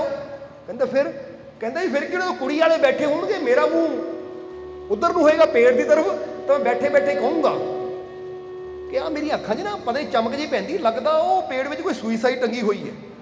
ਕਹਿੰਦੇ ਕੁੜੀ ਵਾਲੇ ਖੁਸ਼ ਹੋ ਜਾਣਗੇ ਕਿ ਮੁੰਡੇ ਦੀ ਨਜ਼ਰ ਇੰਨੀ ਤੇਜ਼, ਇੱਥੇ ਬੈਠੇ ਨੂੰ ਸੂਈ ਦੀ ਇਹਨੂੰ। ਕਹਿੰਦੇ ਫਿਰ ਤਾਂ ਨਾ ਹੁੰਦਾ। ਬਾਪ ਕਹਿੰਦਾ ਵਾਹ ਨੱਥੂ ਲਾਲ ਵਾਹ, ਕਮਾਲ ਹੋ ਗਈ, ਆਹ ਪੁੱਤ ਆਈਡੀਆ ਠੀਕ ਹੈ, ਇੱਦਾਂ ਹੀ ਕਰਦੇ ਆ। ਹੁਣ ਬਾਪ ਗਿਆ ਦੌੜ ਕੇ ਜਾ ਕੇ ਨਾ ਪੇੜ ਵਿੱਚ ਤਾਂ ਸੂਈ ਗੱਡ ਆਇਆ, ਬਿਲਕੁਲ ਸਾਹਮਣੇ ਨੂੰ ਗੱਡ ਆਇਆ ਜਿੰਨਾ ਇਧਰੋਂ ਨਜ਼ਰ ਆਵੇ, ਪਰ ਨੱਥੂ ਲਾਲ ਦੀ ਨਜ਼ਰ ਕਮਜ਼ੋਰ। ਇਹ ਤਾਂ ਪਹਿਲੀ ਸੀ, ਪਤਾ ਹੀ ਸੀ ਕਿ ਸੂਈ ਗੱਡੀ ਹੈ। ਜਦੋਂ ਕੁੜੀ ਵਾਲੇ ਦੇਖਣ ਆਏ ਤਾਂ ਕੁੜੀ ਵਾਲੇ ਕੁਰਸੀਆਂ ਇਦਾਂ ਲਾਈਆਂ ਗਈਆਂ, ਇੱਧਰ ਕੁੜੀ ਦੇ ਡੈਡੀ ਦੀ ਲਾਤੀ, ਇੱਧਰ ਮਾਂ ਦੀ ਲਾਤੀ, ਆਹ ਰਸਤਾ ਸਾਫ਼ ਰੱਖਿਆ, ਇੱਥੇ ਨੱਥੂ ਲਾਲ ਦੀ ਲਾਤੀ ਤਾਂ ਕਿ ਅੱਗੇ ਨਜ਼ਰ ਆਉਂਦਾ ਰਵੇ ਇਹਨੂੰ। ਹੁਣ ਜਦੋਂ ਕੁੜੀ ਵਾਲੇ ਗੱਲਾਂ ਕਰ ਰਹੇ ਆ ਨਾ, ਨੱਥੂ ਲਾਲ ਆ ਕੇ ਬਹਿ ਗਿਆ ਤਾਂ ਕੁੜੀ ਵਾਲੇ ਪੁੱਛਦੇ ਹੋਰ ਬੇਟਾ ਕਿੱਦਾਂ, ਠੀਕ ਹੈ? ਤਾਂ ਨੱਥੂ ਲਾਲ ਜਾਣ ਕੇ ਐਂ ਕਰੀ ਜਾਵੇ। ਉਹ ਕਹਿੰਦੇ ਕੀ ਹੋਇਆ ਪੁੱਤ? ਕਹਿੰਦਾ ਮੇਰੀ ਅੱਖਾਂ ਚਮਕ ਜਿਹੀ ਪੈਂਦੀ ਹੈ, ਲੱਗਦਾ ਨਾ ਉਹ ਪੇੜ ਵਿੱਚ ਕੋਈ ਸੂਈ ਸਾਈ ਫਸੀ ਹੋਈ ਹੈ, ਉਹਦੀ ਰੋਸ਼ਨੀ ਅੱਖਾਂ 'ਚ ਪੈਂਦੀ, ਚਮਕ ਪੈਂਦੀ ਅੱਖਾਂ 'ਚ। ਕੁੜੀ ਵਾਲਿਆਂ ਨੇ ਦੇਖਿਆ ਕਿ ਸਾਨੂੰ ਤਾਂ ਪੇੜ ਹੀ ਬੜੀ ਮੁਸ਼ਕਲ ਦੀ, ਇਹਨੂੰ ਸੂਈ ਵੀ ਦੀਦੀ ਹੈ, ਇੰਨੀ ਤੇਜ਼ ਨਜ਼ਰ ਮੁੰਡੇ ਦੀ। ਨੱਥੂ ਲਾਲ ਕਹਿੰਦਾ ਠਹਿਰੋ, ਮੈਂ ਸੂਈ ਲੈ ਕੇ ਆਇਆ। ਕਹਿ ਕੇ ਨੱਥੂ ਲਾਲ ਉੱਠਿਆ, ਉੱਠ ਕੇ ਨਾ ਦਰਵਾਜ਼ੇ ਦੇ ਬਾਹਰ ਜਦੋਂ ਗਿਆ ਧੜਮ ਕਰਕੇ ਗਿਰਿਆ, ਪੁੱਠਾ ਹੋ ਕੇ ਕਿੱਦਾਂ ਗਿਰਿਆ ਕਿ ਸਾਹਮਣੇ ਮੱਝ ਸੀ, ਮੱਝ ਹੀ ਨਜ਼ਰ ਨਹੀਂ ਆਈ ਉਹਨੂੰ, ਉੱਥੇ ਪੁੱਠਾ ਹੋ ਕੇ ਡਿੱਗ ਪਿਆ। ਤਾਂ ਕਹਿੰਦਾ ਬਾਪੂ ਆਹ ਰਸਤੇ 'ਚ ਕੀ ਹੈ? ਉਹ ਕੁੜੀ ਵਾਲੇ ਕਹਿੰਦੇ ਆ ਜਾ, ਐਡੀ ਦੂਰੋਂ ਸੂਈ ਦਿਸ ਗਈ ਤੈਨੂੰ, ਐਡੀ ਵੱਡੀ ਮੱਝ ਬੈਠੀ ਦਿਸੀ ਨਹੀਂ? ਬਾਪੂ ਇਹ ਕੀ ਹੈ? ਤੇਰਾ ਰਾਜ ਹੀ ਖੁੱਲ ਗਿਆ ਸਾਰਾ। ਉਹ ਸਾਹਮਣੇ ਕਈ ਇਦਾਂ ਦੇ ਵੀ ਹੁੰਦੇ ਆ ਕਿ ਅੱਖਾਂ 'ਚ ਇੰਨਾ ਝੋਲਾ ਹੁੰਦਾ ਕਿ ਸਾਹਮਣੇ ਪਈ ਚੀਜ਼ ਵੀ ਨਜ਼ਰ। ਹੁਣ ਇਹ 'ਚ ਦੋਸ਼ ਰੱਬ ਦਾ ਨਹੀਂ ਹੈ, ਰੱਬ ਨੇ ਤੇ ਬੜੀ ਦੂਰ ਦੂਰ ਤੱਕ ਸੁੰਦਰਤਾ ਕੁਦਰਤ ਰੱਖੀ ਹੋਈ ਹੈ, ਪਰ ਇਹ ਤਾਂ ਸਾਡੀ ਨਜ਼ਰ ਤੇ ਕਿ ਅਸੀਂ ਕਿੰਨੀ ਕੁ ਦੂਰ ਤੱਕ ਦੇਖ। ਏਦਾਂ ਹੀ ਰੱਬ ਦੇ ਕੋਲ ਸਭ ਕੁਝ ਹੈ, ਪਰ ਸਾਡੇ ਵਿਸ਼ਵਾਸ ਦੀ ਨਜ਼ਰ ਕਿੱਡੀ ਕੁ ਵੱਡੀ ਹੈ। ਯਾਨੀ ਸਾਡੇ ਵਿਸ਼ਵਾਸ ਦਾ ਦਾਇਰਾ ਜਿੱਡਾ ਕੁ ਬੜਾ ਹੁੰਦਾ ਹੈ, ਸਾਨੂੰ ਫਿਰ ਮਿਲਦਾ ਵੀ। ਇਸ ਲਈ ਗੁਰੂਆਂ ਰਹਿਬਰਾਂ ਕੋਲ ਆ ਕੇ ਕੀ ਹੁੰਦਾ ਹੈ? ਗੁਰੂਆਂ ਰਹਿਬਰਾਂ ਕੋਲ ਆ ਕੇ ਇਹੀ ਹੁੰਦਾ ਕਿ ਸਾਡੇ ਵਿਸ਼ਵਾਸ ਦਾ ਦਾਇਰਾ ਬੜਾ ਹੋਣਾ ਸ਼ੁਰੂ ਹੋ ਜਾਂਦਾ ਹੈ, ਸਾਡੀ ਹਿੰਮਤ ਸਾਡੇ ਸਾਹਸ ਦਾ ਦਾਇਰਾ ਬੜਾ ਹੋਣਾ ਸ਼ੁਰੂ ਹੋ ਜਾਂਦਾ ਹੈ। ਜਿੰਨੀ ਸਾਡੀ ਹਿੰਮਤ ਵੱਧਦੀ ਹੈ, ਵਿਸ਼ਵਾਸ ਵੱਧਦਾ ਹੈ, ਉਨਾ ਹੀ ਅਸੀਂ ਨਿਡਰਤਾ ਨਾਲ ਜੀਂਦੇ ਹਾਂ। ਜਿੰਨਾ ਸਾਡੇ ਵਿਸ਼ਵਾਸ ਦਾ ਦਾਇਰਾ ਵੱਧਦਾ ਹੈ, ਉਨਾ ਮਾਲਕ ਦੀਆਂ ਰਹਿਮਤਾਂ ਸਾਨੂੰ ਹਾਸਲ ਹੁੰਦੀਆਂ ਚਲੀਆਂ ਜਾਂਦੀਆਂ ਹੈ। ਇਸ ਲਈ ਅੱਜ ਤੋਂ ਤੁਸੀਂ ਵੀ ਆਪਣੇ ਵਿਸ਼ਵਾਸ ਦੇ ਦਾਇਰੇ ਨੂੰ ਬੜਾ ਕਰਨਾ ਹੈ, ਆਪਣੀ ਹਿੰਮਤ ਨੂੰ ਬੜਾ ਕਰਨਾ ਹੈ। ਔਰ ਫਿਰ ਕਵਾਂਗੇ ਮੁਸੀਬਤਾਂ ਤੋਂ ਡਰਨਾ ਨਹੀਂ ਹੈ ਕਿ ਹਾਏ ਕੋਈ ਮੁਸੀਬਤ ਨਾ ਆਵੇ, ਬਲਕਿ ਕਹੋ ਮੈਨੂੰ ਹਰ ਮੁਸੀਬਤ ਦਾ ਸਾਹਮਣਾ ਕਰਨ 'ਚ ਮਜ਼ਾ ਆਉਂਦਾ ਹੈ, ਮੈਂ ਕਿਸੇ ਮੁਸੀਬਤ ਤੋਂ ਨਹੀਂ ਡਰਦਾ, ਮੈਂ ਹਰ ਮੁਸੀਬਤ ਦਾ ਸਾਹਮਣਾ ਕਰਨ ਨੂੰ ਤਿਆਰ ਹਾਂ ਕਿਉਂਕਿ ਮੇਰਾ ਮਾਲਿਕ ਮੇਰੇ। ਇਦਾਂ ਦੀ ਹਿੰਮਤ ਹੋਵੇ ਤਾਂ ਅਸੀਂ ਕਹਿੰਦੇ ਇਦਾਂ ਦੇ ਬੰਦੇ ਸਾਹਮਣੇ ਮੁਸੀਬਤਾਂ ਆਉਣ ਤੋਂ ਵੀ ਡਰਦੀਆਂ। ਬੋਲੋ ਸਮਝਦੇ ਹੋ ਕਿ ਨਹੀਂ? ਇਸ ਕਰਕੇ ਇਦਾਂ ਦੇ ਨਾ ਬਣੋ ਕਿ ਅਸੀਂ ਮੁਸੀਬਤਾਂ ਤੋਂ ਡਰੀਏ। ਆਪਣੀ ਹਿੰਮਤ ਨੂੰ, ਆਪਣੇ ਸਾਹਸ ਨੂੰ, ਆਪਣੇ ਹੌਸਲੇ ਨੂੰ, ਆਪਣੇ ਵਿਸ਼ਵਾਸ ਨੂੰ ਏਡਾ ਬੜਾ ਕਰੋ ਕਿ ਮੁਸੀਬਤਾਂ ਡਰਨਗੇ ਭਾਈ ਹੋਰ ਸਭ ਦੇ ਸਾਹਮਣੇ ਜਾਣਾ, ਪਰ ਇਹਦੇ ਸਾਹਮਣੇ ਨਹੀਂ ਜਾਣਾ ਕਿਉਂਕਿ ਇਹ ਤਾਂ ਡਰਦਾ ਹੀ ਨਹੀਂ ਮੇਰੇ ਤੋਂ। ਇਹ ਗੱਲ ਯਾਦ ਰੱਖੋ ਹਮੇਸ਼ਾ। ਕਹਿੰਦੇ ਆ ਨਾ ਹਰ ਚੀਜ਼ ਸਾਡੇ ਡਰ ਨੂੰ ਮਹਿਸੂਸ ਕਰਦੀ ਹੈ। ਅਗਰ ਅਸੀਂ ਨਿਡਰ ਹੋ ਜਾਵਾਂਗੇ ਤਾਂ ਕਹਿੰਦੇ ਸ਼ੇਰ ਵੀ ਉਹਦਾ ਸਾਹਮਣਾ ਕਰਨ ਦੇ ਵਾਸਤੇ ਸਾਹਮਣੇ ਨਹੀਂ ਆਂਦਾ ਜਿਹੜਾ ਨਿਡਰ ਹੋਵੇ। ਤਾਂ ਹੀ ਤਾਂ ਕਦੀ ਦੇਖਣਾ ਕਿ ਸ਼ੇਰ ਅਗਰ ਇੱਕ ਨਾ ਭੈਂਸ ਦਾ ਜਾਂ ਜੰਗਲੀ ਸਾਂਢ ਦਾ ਸਾਹਮਣਾ ਕਰਨ ਜਾਂਦਾ ਹੈ ਤਾਂ ਸਿੱਧਾ ਜਾ ਕੇ ਹਮਲਾ ਨਹੀਂ ਕਰਦਾ, ਪਹਿਲਾਂ ਉਹਦੇ ਸਾਹਮਣੇ ਖੜਦਾ, ਉਹਦੀ ਅੱਖਾਂ 'ਚ ਅੱਖਾਂ ਪਾਉਂਦਾ ਹੈ, ਫਿਰ ਗੁਰਰਾਂਦਾ ਹੋਇਆ ਉਹਦੇ ਆਲੇ ਦੁਆਲੇ ਘੁੰਮਦਾ ਹੈ। ਕਾਰਨ ਕੀ ਹੈ? ਪਹਿਲਾਂ ਸ਼ੇਰ ਆਪਣੇ ਇਸ ਛਵੀ ਦੇ ਨਾਲ, ਇਹ ਗੁਰਾਹਟ ਦੇ ਨਾਲ ਉਹਦੇ ਅੰਦਰ ਡਰ ਪੈਦਾ ਕਰਨਾ ਸ਼ੁਰੂ ਕਰਦਾ ਹੈ। ਤਾਂ ਜੇ ਉਹ ਜੰਗਲੀ ਭੈਂਸ ਨਾ ਡਰੇ ਤਾਂ ਸ਼ੇਰ ਉੱਥੋਂ ਚਲਾ ਜਾਂਦਾ। ਤਾਂ ਜੇ ਉਹ ਡਰਦਾ ਹੈ ਤਾਂ ਫਿਰ ਸ਼ੇਰ ਉੱਤੇ ਹਮਲਾ, ਕਿਉਂਕਿ ਪਤਾ ਹੈ ਕਿ ਜਿਹੜਾ ਡਰਦਾ ਹੈ ਉਹੀ, ਤਾਂ ਜਿਹੜਾ ਡਰੇ ਨਾ ਉਹ ਤਾਂ ਸਾਹਮਣਾ ਕਰਨ ਨੂੰ ਤਿਆਰ ਹੈ। ਫਿਰ ਸ਼ੇਰ ਨੂੰ ਵੀ ਪਤਾ ਕਿ ਨਾ ਆਪਣੇ ਸਿੰਘਾਂ ਨੇ ਮੈਨੂੰ ਚੀਰ ਦੇਣਾ ਹੈ। ਇਸ ਕਰਕੇ ਕਦੀ ਦੇਖਣਾ ਸ਼ੇਰ ਵੀ ਸਿੱਧਾ ਹਮਲਾ ਨਹੀਂ ਕਰਦਾ ਬੜੇ ਜਾਨਵਰ ਤੇ, ਉਹ ਵੀ ਪਹਿਲਾਂ ਉਹਦੇ ਆਲੇ ਦੁਆਲੇ ਘੁੰਮ ਕੇ ਉਹਨੂੰ ਡਰਾਉਣ ਦੀ ਕੋਸ਼ਿਸ਼ ਕਰਦਾ ਹੈ। ਤਾਂ ਜਦੋਂ ਉਹਦੇ ਅੰਦਰ ਡਰ ਦੇਖਦਾ ਨਾ, ਤੇ ਡਰ ਦੀ ਵੀ ਇੱਕ ਗੰਧ ਹੁੰਦੀ ਹੈ। ਕੀ ਹੁੰਦੀ ਹੈ? ਇੱਕ ਤਾਂ ਹੀ ਜਦੋਂ ਬੰਦਾ ਖੁਸ਼ ਹੁੰਦਾ ਉਸ ਲਈ એનર્ਜੀ ਕੁਝ ਹੋਰ ਹੁੰਦੀ, ਜਦੋਂ ਡਰਿਆ ਹੁੰਦਾ ਉਸ ਲਈ એનર્ਜੀ ਕੁਝ। ਇਸ ਲਈ ਤੁਸੀਂ ਵੀ ਨਿਡਰ ਬਣੋ, ਸਾਹਸੀ ਬਣੋ ਕਿ ਤੁਹਾਡੇ ਸਾਹਸ ਦੀ ਮਹਿਕ ਚਾਰੋਂ ਤਰਫ ਹੋਵੇ, ਤੁਹਾਡੇ ਵਿਸ਼ਵਾਸ ਦੀ ਮਹਿਕ ਚਾਰੋਂ ਤਰਫ ਹੋਵੇ ਕਿ ਦੁੱਖ ਤਕਲੀਫਾਂ ਵੀ ਤੁਹਾਡੇ ਸਾਹਮਣੇ ਆਉਣ ਤੋਂ ਡਰਨਗੇ ਭਾਈ ਇਹਦੇ ਸਾਹਮਣੇ ਨਹੀਂ ਜਾਣਾ ਕਿਉਂਕਿ ਮੈਂ ਇਹਨੂੰ ਕੀ ਖਤਮ ਕਰਨਾ ਹੈ। ਉਹ ਇਹਦੀ ਹਿੰਮਤ ਦਾ ਵਿਸ਼ਵਾਸ ਹੀ ਇੰਨਾ ਬੜਾ ਹੈ ਤਾਂ ਮੈਨੂੰ ਖਤਮ ਕਰ ਦੇਗਾ। ਇਦਾਂ ਦਾ ਸਾਡੇ ਅੰਦਰ ਵਿਸ਼ਵਾਸ ਹੋਣਾ ਚਾਹੀਦਾ। ਹਰ ਵੇਲੇ ਬੰਦਾ ਕਾਹਦੇ ਬਾਰੇ ਸੋਚਦਾ ਹੈ। ਇਸ ਲਈ ਫਿਰ ਕਵਾਂਗੇ ਨਿਰਧਨਤਾ, ਨਾ ਕਾਮਯਾਬੀ, और बीमारी के बारे में सोचकर हम कभी धनवान, कामयाब और सेहतमंद नहीं हो सकते। हर वेले सोची जाओ पैसा घट है, हर वेले सोची जाओ धन की कमी है, हर वेले सोची जाओ मैं गरीब हाँ तो वे कहते तू अमीर कदी, हर वेले सोची जाओ मैनू सफलता नहीं मिलती तो तेनू कामयाबी कदी मिलनी नहीं है। हर वेले सोची जाओ मैं बड़ा दुखी हाँ, मैं बड़ा बीमार हाँ तो तू कदी सेहतमंद। इसलिए सेहतमंद होना चाहते हो तो अज तो बीमारी बारे नहीं सोचना, अज तो बोलना कहना शुरू करो कि मैं पूरी तरह फिट हाँ, आई एम फिट, मैं पूरी तरह तंदुरुस्त हाँ। चलो समझ दो ये एवं फिर कमांगे एवं ना माड़ियां माड़ियां दर्दां नूं वधांदे फिरो। हुण कई बार देखिया बंदे कोई नाड़ चढ़ जाए, कुछ हाए मेरी तो नाड़ चढ़ी हुई है, सारे दसदा फिरदा है, क्यों अगले नाड़ कढ़ देनी है तेरी है, या तो आवे अगला पटाखा करके कढ़ दे, फिर जे अगला करना नहीं तो फिर की रौला पाना है, फिर कह मैं ठीक हाँ पूरी तरह फिट है। वो तेरी ये बोलण दे नाल ही, क्योंकि फिर कहांगे एक गल कई बार दसी है पर लास्ट वचना दसांगे, मैं सत्संग की समाप्ति करांगे।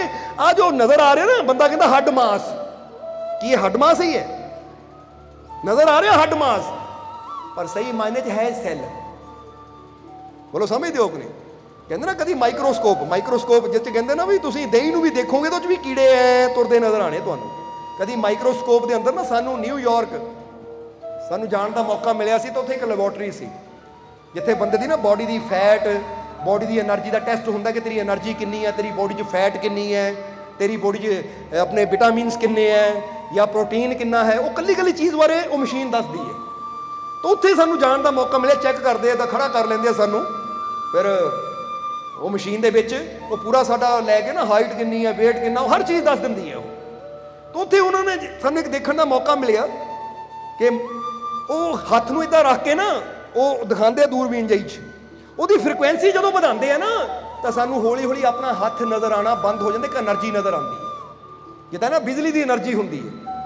यानी वो इदा लगता है जिदा हम दस नहीं सकते वो तस्वीर नूं कि किदां वो एक एनर्जी होंगी है, मास हड्डी होंगी नहीं है।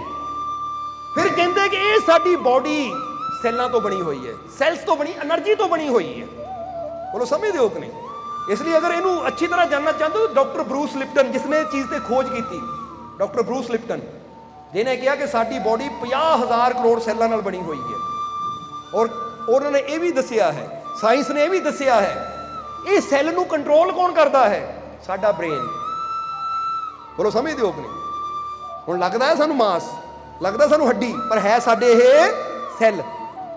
तां ही तां बॉडी कई बार कहते सैल खत्म हो गए भाई, सैल चढ़ाने पैने हैं, हुंदा कि नहीं? फिर सैल चढ़ाते हैं कि नहीं? असीं लै भी ये सैल ना 1 लाख तो इन्ने वो ब्लड के सैल होंगे, पर सही मायने बॉडी बनी सैलों तो है। इसलिए ये साडे बॉडी के सैल्स नूं कंट्रोल करती है साडी सोच, साडा माइंड। हुण जदों असीं माइंड 'च सोचते रहंदे हां हाए मेरे इत्थे दर्द हुंदी है, मेरे बहुत दर्द है, मेरे बहुत दर्द है, हुण साडा माइंड साडी बॉडी के सैलों नूं की संकेत दे रहा है कि इहदे दर्द हो रही है, इस पार्ट 'च बड़ी दर्द हो रही है, वो सैल उदां दा रूप लेना शुरू कर दिंदे, क्योंकि सैल रूप लैंदे। तो जे बंदा सोचता है दर्द हो रही है पर नहीं मैं ठीक हाँ, मेरी बॉडी ठीक है, मैं मजबूत हाँ, मैं तंदुरुस्त हाँ, मैं फिट हाँ, तो साडी बॉडी के सैल जी वो कमी नूं ना दूर करके मजबूत करना शुरू कर देंगे हैं। क्योंकि सैल इदा रूप लेंदे जिद्दां समझ लो हुण कल्प वृक्ष कदी सुनिया? कल्प वृक्ष एक पेड़ है, कहते कल्प वृक्ष शास्त्रां च आंदा है, पर असीं कहांगे सारी दुनिया ही कल्प वृक्ष है। वो किदां?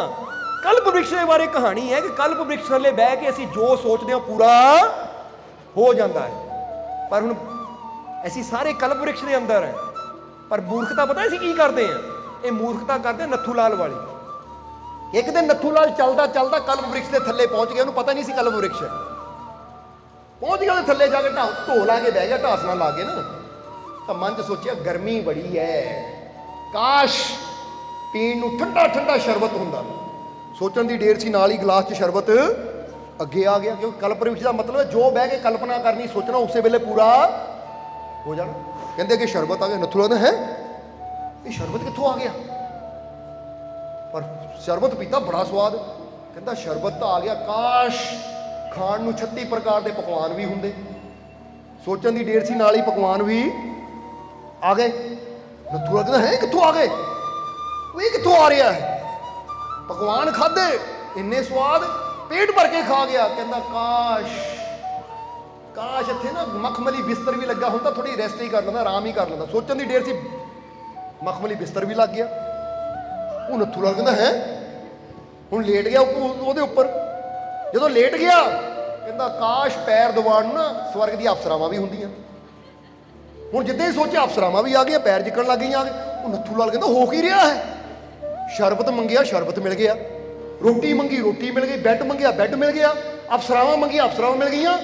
ਕਿਤੇ ਪੇਟ ਤੇ ਕੋਈ ਭੂਤ ਭਾਤ ਨਹੀਂ ਰਹਿੰਦਾ, ਕਿਤੇ ਭੂਤ ਨਾ ਹੋਵੇ ਮੈਨੂੰ ਆ ਕੇ ਖਾਈ ਨਾ ਜਾਵੇ। ਹੁਣ ਕੀ ਹੋਣਾ ਸੀ? ਭੂਤ ਆਇਆ ਆ ਕੇ, ਕਿਉਂਕਿ ਸੋਚ ਲੈ ਲਈ ਕਿਤੇ ਭੂਤ ਤਾਂ ਨਹੀਂ, ਕਿਤੇ ਭੂਤ ਮੈਨੂੰ ਖਾਈ ਨਾ ਜਾਵੇ। ਹੁਣ ਜਿਸ ਕਲਮ ਬ੍ਰਿਕਸ਼ ਤੋਂ ਫਾਇਦਾ ਲੈ ਸਕਦਾ ਸੀ, ਉੱਥੇ ਉਹਦੀ ਬੁਰੀ ਸੋਚ ਨੇ ਉਹਨੂੰ ਪਹਿਲਾਂ ਹੀ ਸੋਚਣਾ ਚਾਹੀਦਾ ਸੀ ਭੂਤ ਤਾਂ ਹੋ ਹੀ ਨਹੀਂ ਸਕਦਾ, ਭੂਤ ਹੁੰਦਾ ਪਹਿਲਾਂ ਹੀ ਖਾ ਜਾਣਾ ਸੀ। ਫਿਰ ਮੈਨੂੰ ਪਾਣੀ ਥੋੜੀ ਮਿਲਣਾ ਸੀ, ਫਿਰ ਮੈਨੂੰ ਆ ਸ਼ਰਬਤ ਥੋੜੀ ਮਿਲਣੀ ਸੀ, ਮੈਨੂੰ ਰੋਟੀ ਥੋੜੀ ਮਿਲਣੀ ਸੀ, ਬੈੱਡ ਥੋੜੀ ਮਿਲਣਾ ਸੀ, ਇੰਨੇ ਆਰਾਮ ਥੋੜੀ ਮਿਲਣੇ ਸੀ। ਬਲਕਿ ਉਹਨੂੰ ਪੋਜ਼ਿਟਿਵ ਸੋਚਣਾ ਚਾਹੀਦਾ ਸੀ ਕਿ ਹੁਣ ਹੋਰ ਵੀ ਖੁਸ਼ੀ ਆਏਗੀ, ਹੁਣ ਮੈਨੂੰ ਹੋਰ ਵੀ ਚੰਗਾ ਘਰ ਮਿਲੇਗਾ, ਹੋਰ ਵੀ ਚੰਗਾ ਮਿਲੇਗਾ। ਪਰ ਸੋਚ ਕਿੱਧਰ ਲੈ ਗਿਆ? ਕਿਤੇ ਭੂਤ ਤਾਂ ਨਹੀਂ। ਹੁਣ ਸੋਚਣਾ ਸੀ ਉਹ ਪੂਰਾ, ਤਾਂ ਫਿਰ ਨਾਲ ਇਹ ਵੀ ਸੋਚਦਾ ਕਿਤੇ ਭੂਤ ਨਾ ਹੋਵੇ ਮੈਨੂੰ ਖਾਈ ਨਾ ਲਵੇ। ਉਹ ਕਮ ਸੇ ਕਮ ਭੂਤ ਬਾਰੇ ਸੋਚ, ਖਾਣ ਬਾਰੇ ਤਾਂ ਨਾ ਸੋਚ। ਹੁਣ ਕਈ ਵਾਰ ਬੰਦਾ ਵੀ ਸੋਚਦਾ ਟੈਸਟ, ਹਾਏ ਕਿਤੇ ਟੈਸਟ ਕਰਾਇਆ ਮੈਨੂੰ ਬਿਮਾਰੀ ਨਾ ਨਿਕਲ ਆਵੇ, ਕਿਤੇ ਬਿਮਾਰੀ ਮੇਰੀ ਜਾਨ ਹੀ ਨਾ ਲੈ ਲਵੇ। ਇਹ ਕਲਮ ਬ੍ਰਿਕਸ਼ ਹੈ, ਜੋ ਤੁਸੀਂ ਸੋਚਣਾ ਹੋ ਕੇ ਵੀ ਇਸ ਲਈ ਚੰਗਾ ਸੋਚੋ। ਅੱਜ ਤੋਂ ਬਿਮਾਰੀ ਬਾਰੇ ਸੋਚਣਾ, ਸਮਝ ਲਓ ਪ੍ਰਮਾਤਮਾ ਦੀ ਨਗਰੀ 'ਚ ਰਹਿੰਦੇ ਆ, ਕਿਉਂਕਿ ਇਹ ਦੁਨੀਆ 'ਚ ਨਹੀਂ ਅਸੀਂ ਰਹਿ ਰਹੇ, ਇਹ ਪ੍ਰਮਾਤਮਾ 'ਚ ਰਹਿ ਰਹੇ ਹਾਂ। ਕਿੱਥੇ ਰਹਿ ਰਹੇ ਹਾਂ? ਜਿੱਦਾਂ ਮੱਛਲੀ ਪਾਣੀ 'ਚ ਰਹਿੰਦੀ ਹੈ ਨਾ, ਇਦਾਂ ਹੀ ਅਸੀਂ ਸਾਰੇ ਵੀ, क्योंकि दिल जिससे जिंदा है वो तमन्ना तुम ही तो हो, हम जिसमें बस रहे हैं वो दुनिया ਉਹੀ ਤਾਂ ਹੈ। ਇਸ ਲਈ ਇੱਥੇ ਅਸੀਂ ਚੰਗਾ ਸੋਚਣਾ ਹੈ। ਜਿਹੜੀ ਚੀਜ਼ ਅਸੀਂ ਚਾਹੁੰਦੇ ਹਾਂ ਮੇਰੀ ਜ਼ਿੰਦਗੀ 'ਚ ਨਾ ਆਵੇ, ਨਾ ਹੋਵੇ, ਉਹਦੇ ਬਾਰੇ ਕਦੀ ਸੋਚਣਾ ਹੀ ਨਹੀਂ। ਪਰ ਇੱਥੇ ਸੱਚ ਦੱਸਿਓ, ਆ ਜਿਹੜੇ ਬਿਮਾਰ ਬੈਠੇ ਨੇ ਇੱਥੇ ਦੁਖੀ ਜੇ ਹੋ ਗਏ, ਹਰ ਵੇਲੇ ਬਿਮਾਰੀ ਬਾਰੇ ਸੋਚਦੇ ਹੋ, ਤਾਂ ਹੀ ਦੁਖੀ ਹੈ। ਜਿਹੜੇ ਕਹਿੰਦੇ ਨਾ ਮੈਨੂੰ ਕਾਮਯਾਬੀ ਨਹੀਂ ਮਿਲਦੀ, ਮੇਰਾ ਕੋਈ ਕੰਮ ਨਹੀਂ ਬਣਦਾ, ਹਰ ਵੇਲੇ ਅੰਦਰ ਸੋਚ ਹੀ ਇਹ ਚੱਲਦੀ ਹੈ, ਤਾਂ ਫਿਰ ਕਾਮਯਾਬੀ ਮਿਲਣੀ ਕਿੱਥੋਂ ਹੈ? ਕਿਉਂਕਿ ਬਿਮਾਰੀ ਬਾਰੇ, ਨਾ ਕਾਮਯਾਬੀ ਬਾਰੇ, ਨਿਰਧਨਤਾ ਬਾਰੇ ਸੋਚ ਕੇ ਅਸੀਂ ਧਨਵਾਨ, ਕਾਮਯਾਬ ਔਰ ਸਿਹਤਮੰਦ ਕਦੀ ਹੋ ਹੀ ਨਹੀਂ ਸਕਦੇ। ਹੁਣ ਜ਼ਰਾ ਸੋਚ ਕੇ ਦੇਖੋ ਕਿ ਜੋ ਤੁਸੀਂ ਸੋਚਦੇ ਹੋ ਅਗਰ ਉਹੀ ਤਸਵੀਰ ਬਾਹਰ ਬਣਦੀ ਹੋਵੇ, ਤਾਂ ਫਿਰ ਜਦੋਂ ਤੁਸੀਂ ਸੋਚਦੇ ਹੋ ਹਾਏ ਮੈਨੂੰ ਕਾਮਯਾਬੀ ਨਹੀਂ ਮਿਲਦੀ, ਤਾਂ ਕਿਹੜੀ ਤਸਵੀਰ ਬਾਹਰ ਬਣ ਰਹੀ ਹੈ? ਹਾਏ ਮੈਂ ਬਿਮਾਰ ਹਾਂ, ਕਿਹੜੀ ਤਸਵੀਰ ਬਾਹਰ ਬਣ ਰਹੀ ਹੈ? ਇਹ ਇਦਾਂ ਸਮਝੋ ਤੁਹਾਡੀ ਸੋਚ ਇਸ ਤਰ੍ਹਾਂ ਹੈ ਜਿਸ ਤਰ੍ਹਾਂ ਕੋਈ ਭਵਨ ਦਾ ਨਿਰਮਾਣ ਕਰਨਾ ਹੋਵੇ ਨਾ, ਪਹਿਲਾਂ ਉਹ ਨਕਸ਼ਾ, ਕਿਸੇ ਘਰ ਦਾ ਨਿਰਮਾਣ ਕਰਨਾ ਪਹਿਲਾਂ ਨਕਸ਼ਾ ਦਿਮਾਗ 'ਚ ਬਣਦਾ ਹੈ, ਫਿਰ ਉਹ ਬਾਹਰ ਬਣਦਾ ਹੈ। ਸਮਝ ਆ ਰਹੀ ਕਿ ਨਹੀਂ? ਇਸੇ ਤਰ੍ਹਾਂ ਤੁਹਾਡੀ ਜ਼ਿੰਦਗੀ ਦਾ ਨਿਰਮਾਣ ਵੀ ਪਹਿਲਾਂ ਇੱਥੇ ਹੁੰਦਾ ਹੈ, ਫਿਰ ਬਾਹਰ ਹੁੰਦਾ ਹੈ। ਜਿਹੜਾ ਇਨਸਾਨ ਸੋਚੇ ਉਹ ਅੱਜ ਰਾਤ ਨੂੰ ਪਤਾ ਨਹੀਂ ਮੈਨੂੰ ਦੁਆ ਨਾ ਪੈ ਜਾਵੇ, ਕੋਈ ਚੀਜ਼ ਨਾ ਮੈਨੂੰ ਦੱਬ ਲਵੇ, ਉਹਨੂੰ ਦੱਬਣਾ ਹੀ ਹੈ।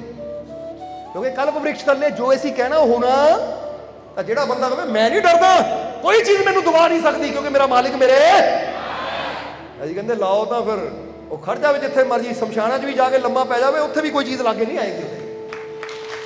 ਇਹ ਰਹਿਮਤ ਹੈ ਮਾਲਿਕ। ਉਹ ਵਿਸ਼ਵਾਸ ਦੇ ਦਾਇਰੇ ਨੂੰ ਬੜਾ ਕਰਨਾ, ਡਰ ਦੇ ਦਾਇਰੇ ਨੂੰ ਨਹੀਂ ਬੜਾ ਕਰਨਾ, ਸ਼ੰਕਾ ਦੇ ਦਾਇਰੇ ਨਹੀਂ ਬੜੇ ਕਰਨੇ। ਦਾਇਰਾ ਸਮਝਦੇ ਹੋ ਨਾ, ਹੱਦ। ਸ਼ੰਕਾ ਨੂੰ ਨਹੀਂ ਵਧਾਣਾ, ਵਿਸ਼ਵਾਸ ਨੂੰ ਵਧਾਣਾ ਹੈ। ਡਰ ਨੂੰ ਨਹੀਂ ਵਧਾਣਾ, ਆਪਣੀ ਹਿੰਮਤ, ਆਪਣੇ ਸਾਹਸ ਨੂੰ ਵਧਾਣਾ ਹੈ।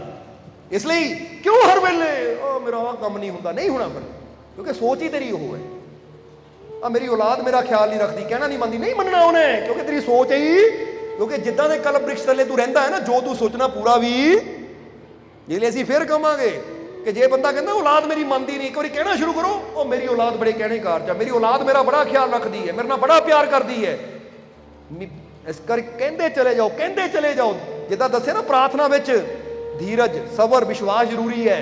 ਇੱਕ ਦਿਨ ਆਏਗਾ ਜਦੋਂ ਔਲਾਦ ਤੁਹਾਡਾ ਕਹਿਣਾ ਵੀ ਮੰਨੇਗੀ, ਤੁਹਾਡਾ ਖਿਆਲ ਵੀ ਰੱਖੇਗੀ।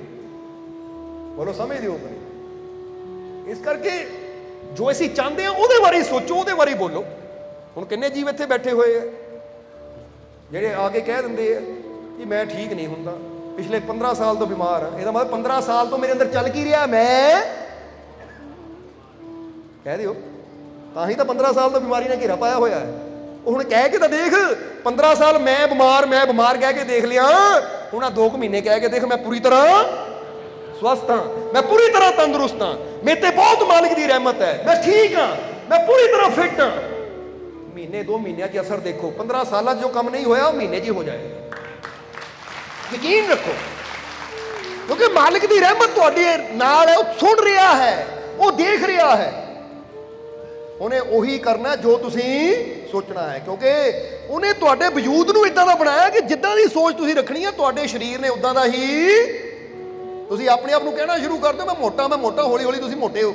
ਤਾਂ ਹੀ ਤਾਂ ਤੁਸੀਂ ਦੇਖਿਆ ਹੋਵੇਗਾ ਨਾ, ਕਈ ਬੰਦੇ ਕਹਿੰਦੇ ਮਾਲਕੋ ਪਤਲੇ ਨਹੀਂ ਹੁੰਦੇ, ਪਾਣੀ ਵੀ ਲੱਗਦਾ ਸਾਨੂੰ। ਤਾਂ ਕਈ ਪਤਲੇ ਕਹਿੰਦੇ ਮਾਲਕੋ ਮੋਟਾ ਹੋਣ ਬਾਰੇ ਦੱਸੋ, ਅਸੀਂ ਜੋ ਮਰਜ਼ੀ ਖਾਈਏ ਮੋਟੇ ਹੁੰਦੇ ਨਹੀਂ ਹੈ, ਸਿਹਤ ਨਹੀਂ ਬਣਦੀ ਸਾਡੀ। ਕਾਰਨ ਕੀ ਹੈ? ਕਿਉਂਕਿ ਅੰਦਰ ਇੱਕ ਸੋਚ ਬਹਿ ਗਈ ਹੈ, ਕੋਈ ਚੀਜ਼ ਮੈਨੂੰ ਲੱਗਦੀ ਨਹੀਂ, ਮੈਂ ਕਮਜ਼ੋਰ। ਉਹ ਕਮਜ਼ੋਰ ਹੁੰਦਾ ਜਾ ਰਿਹਾ ਹੈ ਤੇ ਇੱਕ ਦੇ ਅੰਦਰ ਸੋਚ ਬਹਿ ਗਈ ਹੈ, ਉਹ ਯਾਰ ਮੈਂ ਪਾਣੀ ਪੀ ਲਵਾਂ, ਉਹ ਵੀ ਮੈਨੂੰ ਲੱਗਦਾ ਹੈ, ਉਹਨੂੰ ਪਾਣੀ ਵੀ ਲੱਗਣਾ ਹੀ ਹੈ ਕਿ ਮੰਗੋ। ਕਿਉਂਕਿ ਸੋਚ ਸੈੱਲ ਉਦਾਂ ਦਾ ਆਕਾਰ ਲੈ ਲੈਂਦੇ ਜਿੱਦਾਂ ਦੀ ਸਾਡੀ ਸੋਚ ਹੁੰਦੀ ਹੈ। ਸਮਝ ਆ ਰਹੀ ਕਿ ਨਹੀਂ? ਇਸ ਲਈ ਅੱਜ ਤੋਂ ਅੱਛਾ ਸੋਚੋ, ਫਿਰ ਕਵਾਂਗੇ। ਕਦੀ ਨਾ ਕਹੋ ਮੇਰੇ ਤੋਂ ਨਹੀਂ ਹੋਣਾ, ਮੈਂ कर सकता हूं, मैं करके दिखाऊंगा। ये गल करनी है, ये यकीन रखना कि मैं कर सकता हूं, मैं करूंगा, मैं करके। जदों भी कोई गल आवे ना, ये 3 गल्लां पूरे जोश ना पवा, उच्ची आवाज नहीं, अंदर ही कह दिओ। तुसीं देखोगे इदां लगेगा मेरे सैल चार्ज हो गए। हुण लगा कि नहीं तुहानूं? वही तो कहते अगर इंसान के अंदर विश्वास हो ना, लगड़ा भी उठ के तुर सकता है। समझते हो कि नहीं? क्योंकि जीसस ने साफ ये गल कही है कि विश्वास की शक्ति सब तो बड़ी है। अगर विश्वास है अपने ईश्वर ते परमात्मा ते, असंभव भी उसे वेले संभव हो जाता है। इसलिए एक गल कहते सी, बिलीवर आर अचीवर। अचीवर का मतलब होता वही पाने वाला है जिहदे अंदर विश्वास है, और जिहदे अंदर विश्वास है नहीं वो कभी भी कुछ हासिल नहीं कर सकता। इसलिए तुसीं पाने वाले हो ना, हासिल करने वाले हो, तो फिर बिलीवर बनो, विश्वास करना शुरू करो। विश्वास रखो अपने मालिक पे कि मैं कर सकता हूं, मैं करूंगा, मैं करके, मैं करके, मैं करके, मैं जीत कर, मैं जीत कर, मैं जीत कर। क्योंकि मैं जितने वास्ते पैदा होया हां और मैनू पैदा करने वाला मेरा मालिक है। मैं जितने वास्ते पैदा होया, मैनू पैदा करने वाला मेरा मालिक है। और जिसनू उसने पैदा किया होवे उहदी हार कदी कदी रब दे बच्चे हार सकते? भगवान कदी हारिया? वो अपनी औलाद नूं कदी हारन देगा? वो फिर डरे क्यों? फिर किहदी औलाद हो तुसीं? बोलो समझदे हो? बोलो समझदे हो? फिर कहांगे एक जगह ना ये सत्संग कर रहे थे, तो उत्थे एक साइंस का स्टूडेंट सी, ਅਸੀਂ ਉੱਥੇ ਇਦਾਂ ਹੀ ਕਹਿ ਰਹੇ ਸੀ ਕਿ ਅਸੀਂ ਪਰਮਾਤਮਾ ਦੇ ਬੱਚੇ ਆ, ਪਰਮਾਤਮਾ ਨੇ ਸਾਨੂੰ ਪੈਦਾ ਕੀਤਾ, ਪਰਮਾਤਮਾ ਦੀ ਔਲਾਦ ਹੈ ਅਸੀਂ। ਉਹ ਉੱਠਿਆ ਕਹਿੰਦਾ ਸਤਸੰਗ ਤੋਂ ਬਾਅਦ, ਕਹਿੰਦਾ ਮਹਾਰਾਜ ਪਰ ਡਰਵਨ ਤਾਂ ਕਹਿੰਦਾ ਕਿ ਅਸੀਂ ਬਾਂਦਰ ਦੀ ਔਲਾਦ ਹੈ। ਇੱਕ ਸਾਇੰਟਿਸਟ ਹੈ ਡਰਵਨ, ਉਹ ਤਾਂ ਕਹਿੰਦਾ ਬਾਂਦਰ ਤੋਂ ਬੰਦੇ ਬਣੇ ਆ। ਇਹ ਕਿਹਾ ਭਰਾਵਾ ਅਸੀਂ ਤੇਰੀ ਗੱਲ ਨਹੀਂ ਕੀਤੀ ਸੀ, ਆਪਣੀ ਗੱਲ ਕੀਤੀ ਹੈ। ਡਰਵਨ ਨੇ ਤੁਹਾਡੇ ਬਾਰੇ ਕਿਹਾ ਤੁਸੀਂ ਮੰਨਦੇ ਹੋਵੋਗੇ, ਕਿਉਂਕਿ ਜਿਹੜਾ ਮੰਨਦਾ ਮੈਂ ਬਾਂਦਰ ਤੋਂ ਬੰਦਾ ਬਣਿਆ ਹੈ ਉਹ ਬਾਂਦਰ ਤੋਂ ਹੀ ਬੰਦਾ ਬਣਿਆ ਹੈ। ਤੇ ਜਿਹੜਾ ਮੰਨਦਾ ਮੈਨੂੰ ਪੈਦਾ ਕਰਨ ਵਾਲੀ ਉਹ ਪਰਮ ਸ਼ਕਤੀ ਹੈ, ਉਹ ਪ੍ਰਮਾਤਮਾ ਹੈ, ਮੈਂ ਉਹਦੇ ਰੂਪ ਤੋਂ ਬਣਿਆ ਹਾਂ, ਮੈਂ ਉਹਦੇ ਨੂਰ ਤੋਂ ਬਣਿਆ ਹਾਂ। ਜੇ ਉਹ ਸ਼ਕਤੀਸ਼ਾਲੀ ਹੈ ਤਾਂ ਮੈਂ ਵੀ ਸ਼ਕਤੀਸ਼ਾਲੀ ਹਾਂ, ਕਿਉਂਕਿ ਜੋ ਅਸੀਂ ਮੰਨ ਲੈਣਾ ਉਹੀ ਅਸੀਂ ਬਣ ਜਾਣਾ। ਇੱਕ ਬੱਚਾ ਮੰਨ ਲੈਂਦਾ ਕਿ ਮੈਂ ਡਾਕਟਰ ਹਾਂ, ਉਹ ਡਾਕਟਰ ਬਣ ਵੀ। ਤਾਂ ਜਿਹੜਾ ਇੱਕ ਬੱਚਾ ਮੈਂ ਭਿਖਾਰੀ ਹਾਂ ਪਰ ਬਣਨਾ ਡਾਕਟਰ ਹੈ, ਮੰਨਦਾ ਭਿਖਾਰੀ ਤਾਂ ਬਣਨਾ ਡਾਕਟਰ ਕਿੱਥੋਂ? ਫਿਰ ਤਾਂ ਤੂੰ ਭੀਖ ਮੰਗਦਾ ਹੀ ਫਿਰੇਗਾ। ਇਸ ਲਈ ਆਪਣੇ ਆਪ ਨੂੰ ਇਹ ਨਾ ਸੋਚੋ जानवर तो बने हैं, क्योंकि जे बंदर तो बंदे बने हैं तो जेडे हुण बंदर बैठे हो क्यों नहीं बंदे बन गए इन्ने सालों च? समझने वाली गल है कि नहीं? फिर इन्हां बंदरां दा की कसूर सी? ये बंदे क्यों नहीं बने? फिर तो सारे बंदर ही अज बंदे, फिर बंदर नजर ही नहीं आने चाहिए सी कि जिन्ने बंदर सी वो भाई हौली हौली हौली हौली बंदे बन गए। तो हुण बंदरां दा नामो निशान मिट गया, क्योंकि बंदर तो बंदे बन गए। बोलो समझ, बंदर अलग जून है, ठीक है। हर शै नूं परमात्मा ने पैदा किया है, पर इंसान स्पैशल है, क्योंकि इंसान अंदर ये संभावना है कि इंसान अपनी दिव्य शक्ति को जान सकता है, पहचान सकता है, और उसका लाभ भी। जिदा बंदे ने अग नूं जानिया, अग नूं पहचानिया, अग का लाभ लिया कि नहीं? रोटी बनाते हैं, सब्जी बनाते हैं, गैस में अग कित्थे कित्थे काम आती है। बंदे ने हवा का गुण जानिया, समझिया, तो कितना लाभ लिया। पखे चलते हैं, लाभ लै रहे कि नहीं? किसी होर जानवर ने कभी पखा बनाया? यही कहिए बंदर ने, चिंपैंजी ने, किसी होर जानवर ने अग तो कुछ बना दिता, ਹਵਾ ਤੋਂ ਕੁਝ ਬਣਾ ਦਿੱਤਾ ਜਾਂ ਕਿਸੇ ਹੋਰ ਚੀਜ਼ ਤੋਂ ਬਣਾ ਲਿਆ ਜਾਂ ਆਪਣੇ ਰਹਿਣ ਵਾਸਤੇ ਕੋਈ ਪੱਕਾ ਘਰ ਹੀ ਬਣਾ ਲਿਆ। ਨਹੀਂ, ਇਹ ਬੰਦੇ ਵੀ ਰੱਬ ਨੇ ਸਮਝ ਦਿੱਤੀ ਹੈ ਕਿ ਬੰਦਾ ਅੱਗ ਨੂੰ ਸਮਝ ਕੇ ਉਸ ਦਾ ਫਾਇਦਾ ਲੈ ਸਕਦਾ ਹੈ, ਹਵਾ ਨੂੰ ਸਮਝ ਕੇ ਉਸ ਦਾ ਫਾਇਦਾ ਲੈ ਸਕਦਾ ਹੈ, ਤਾਂ ਆਪਣੇ ਅੰਦਰਲੀਆਂ ਸ਼ਕਤੀਆਂ ਨੂੰ ਸਮਝ ਕੇ ਉਹਦਾ ਫਾਇਦਾ ਵੀ ਬੰਦਾ ਲੈ ਸਕਦਾ ਹੈ। ਬਸ ਗੱਲ ਤਾਂ ਸਮਝਣ ਦੀ ਹੈ। ਸੋ ਸਮਝੋ ਆਪਣੇ ਆਪ ਨੂੰ ਕਿ ਮੈਂ ਕਮਜ਼ੋਰ ਨਹੀਂ ਹਾਂ, ਮੈਂ ਉਸ ਪਰਮ ਪਿਤਾ ਪਰਮਾਤਮਾ ਦੀ ਸੰਤਾਨ ਹਾਂ। ਇਸ ਲਈ ਮੈਂ ਕੀ ਕਹਿਣਾ ਭਲਾ, मैं कर सकता, मैं करूंगा, मैं करके हर चीज ते जित, कामयाब सफल होके दिखाना दुनिया। करूंगे कि नहीं? बीमारी ते सफलता, कामयाबी ते सफलता। जे अज बंदा कहना मेरे गोडे नहीं चलते, कमर नहीं चलती, ओ लै मैं चल के दिखाऊं, क्योंकि मैं अपने मालिक की संतान हाँ, और मालिक की संतान कमजोर कदी हो ही नहीं सकती। इसलिए मैं शक्तिशाली हाँ, मेरे अंदर ताकत है अपनी हर तकलीफ, हर दुख, हर मुश्किल नू दूर करन दी, क्योंकि मैनू मेरे मालिक ने बनाया है, और मेरा बनाने वाला मेरा मालिक हर कदम ते मेरे, मेरा मालिक मेरे, मेरा मालिक मेरे, मेरा मालिक मेरे। विश्वास है ना? फिर तो आज तो फिर यकीन रखो, सोचो मैं कामयाब हाँ, मैं सफल हाँ, मैं तंदुरुस्त हाँ, मैं फिट हाँ। भुल के भी मजाक में भी कभी बीमारी की गल नहीं करनी, किसी ने दसण वास्ते भी नहीं। माड़ी मोटी दर्द हो एवं ना बस मैं ठीक हाँ, पूछे पूरी तरह फिट हाँ, पूरी तरह दुरुस्त हाँ। अपने बॉडी के मन, अपने बॉडी नू, अपने माइंड के लिए संकेत भेजो मैं फिट हाँ, मैं तंदुरुस्त हाँ, क्योंकि जितना की तुहाडी माइंड की सोच होनी, तुहाडे बॉडी के सैलों ने उदा रूप लेना। क्योंकि सोचो अच्छा होएगा भी अच्छा। सो अच्छा चाहते हो ना?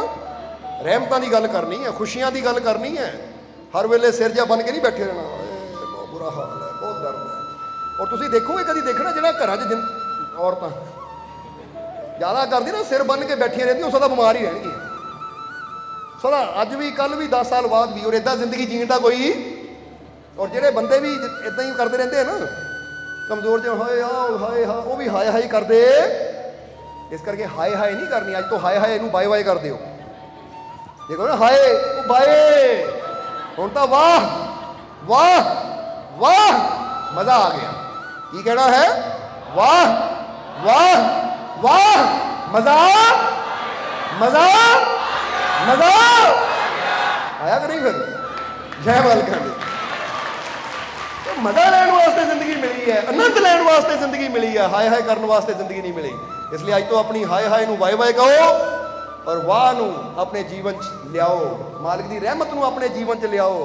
अज तो हाय वाली गल नहीं होनी चाहिए, अज तो वाह वाली गल होनी चाहिए है, अपने मालिक दी रहमतां दी गल होनी चाहिए है, शुकराने की गल होनी चाहिए है, विश्वास की गल होनी चाहिए है कि मैं पूरी तरह तंदुरुस्त हाँ। इसलिए कह दो कि मैनू अपने मालिक ते पूरा, मैनू अपने मालिक ते पूरा, मैनू अपने मालिक ते पूरा, मेरियां झोलियां खुशियां नाल, मेरियां झोलियां खुशियां नाल, मेरियां झोलियां खुशियां नाल, मेरियां झोलियां रहमतां नाल, मेरियां झोलियां रहमतां नाल, मेरियां झोलियां रहमतां नाल, मेरे सारे दुख दूर, मेरे सारे दुख दूर, मेरे सारे दुख दूर।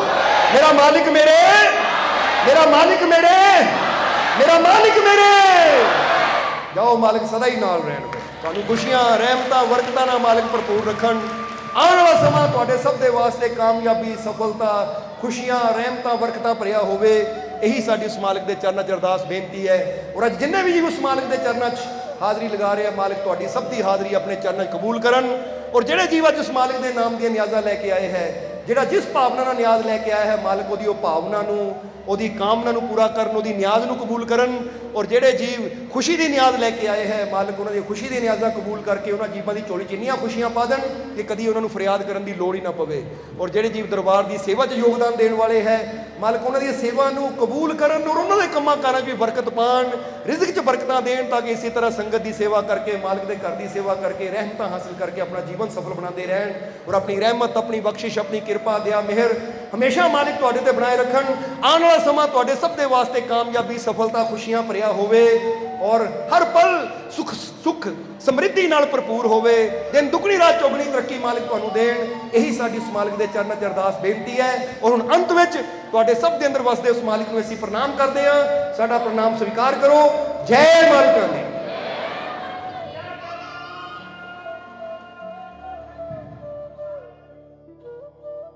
वीडियो अच्छी लगी हो तो कृपया इसे शेयर जरूर करें। आपके शेयर करने से अगर किसी की जिंदगी में अच्छा बदलाव आता है, पॉजिटिव चेंज आती है, तो ये भी आपकी तरफ से किया गया एक नेक कर्म होगा, एक सेवा होगी। तो वीडियो को शेयर जरूर करें और वीडियो देखने के लिए सर्व संजय दरबार कांटियां शरीफ यूट्यूब चैनल को सब्सक्राइब करें और फेसबुक पेज को फॉलो करना ना भूलें। जय माता दी।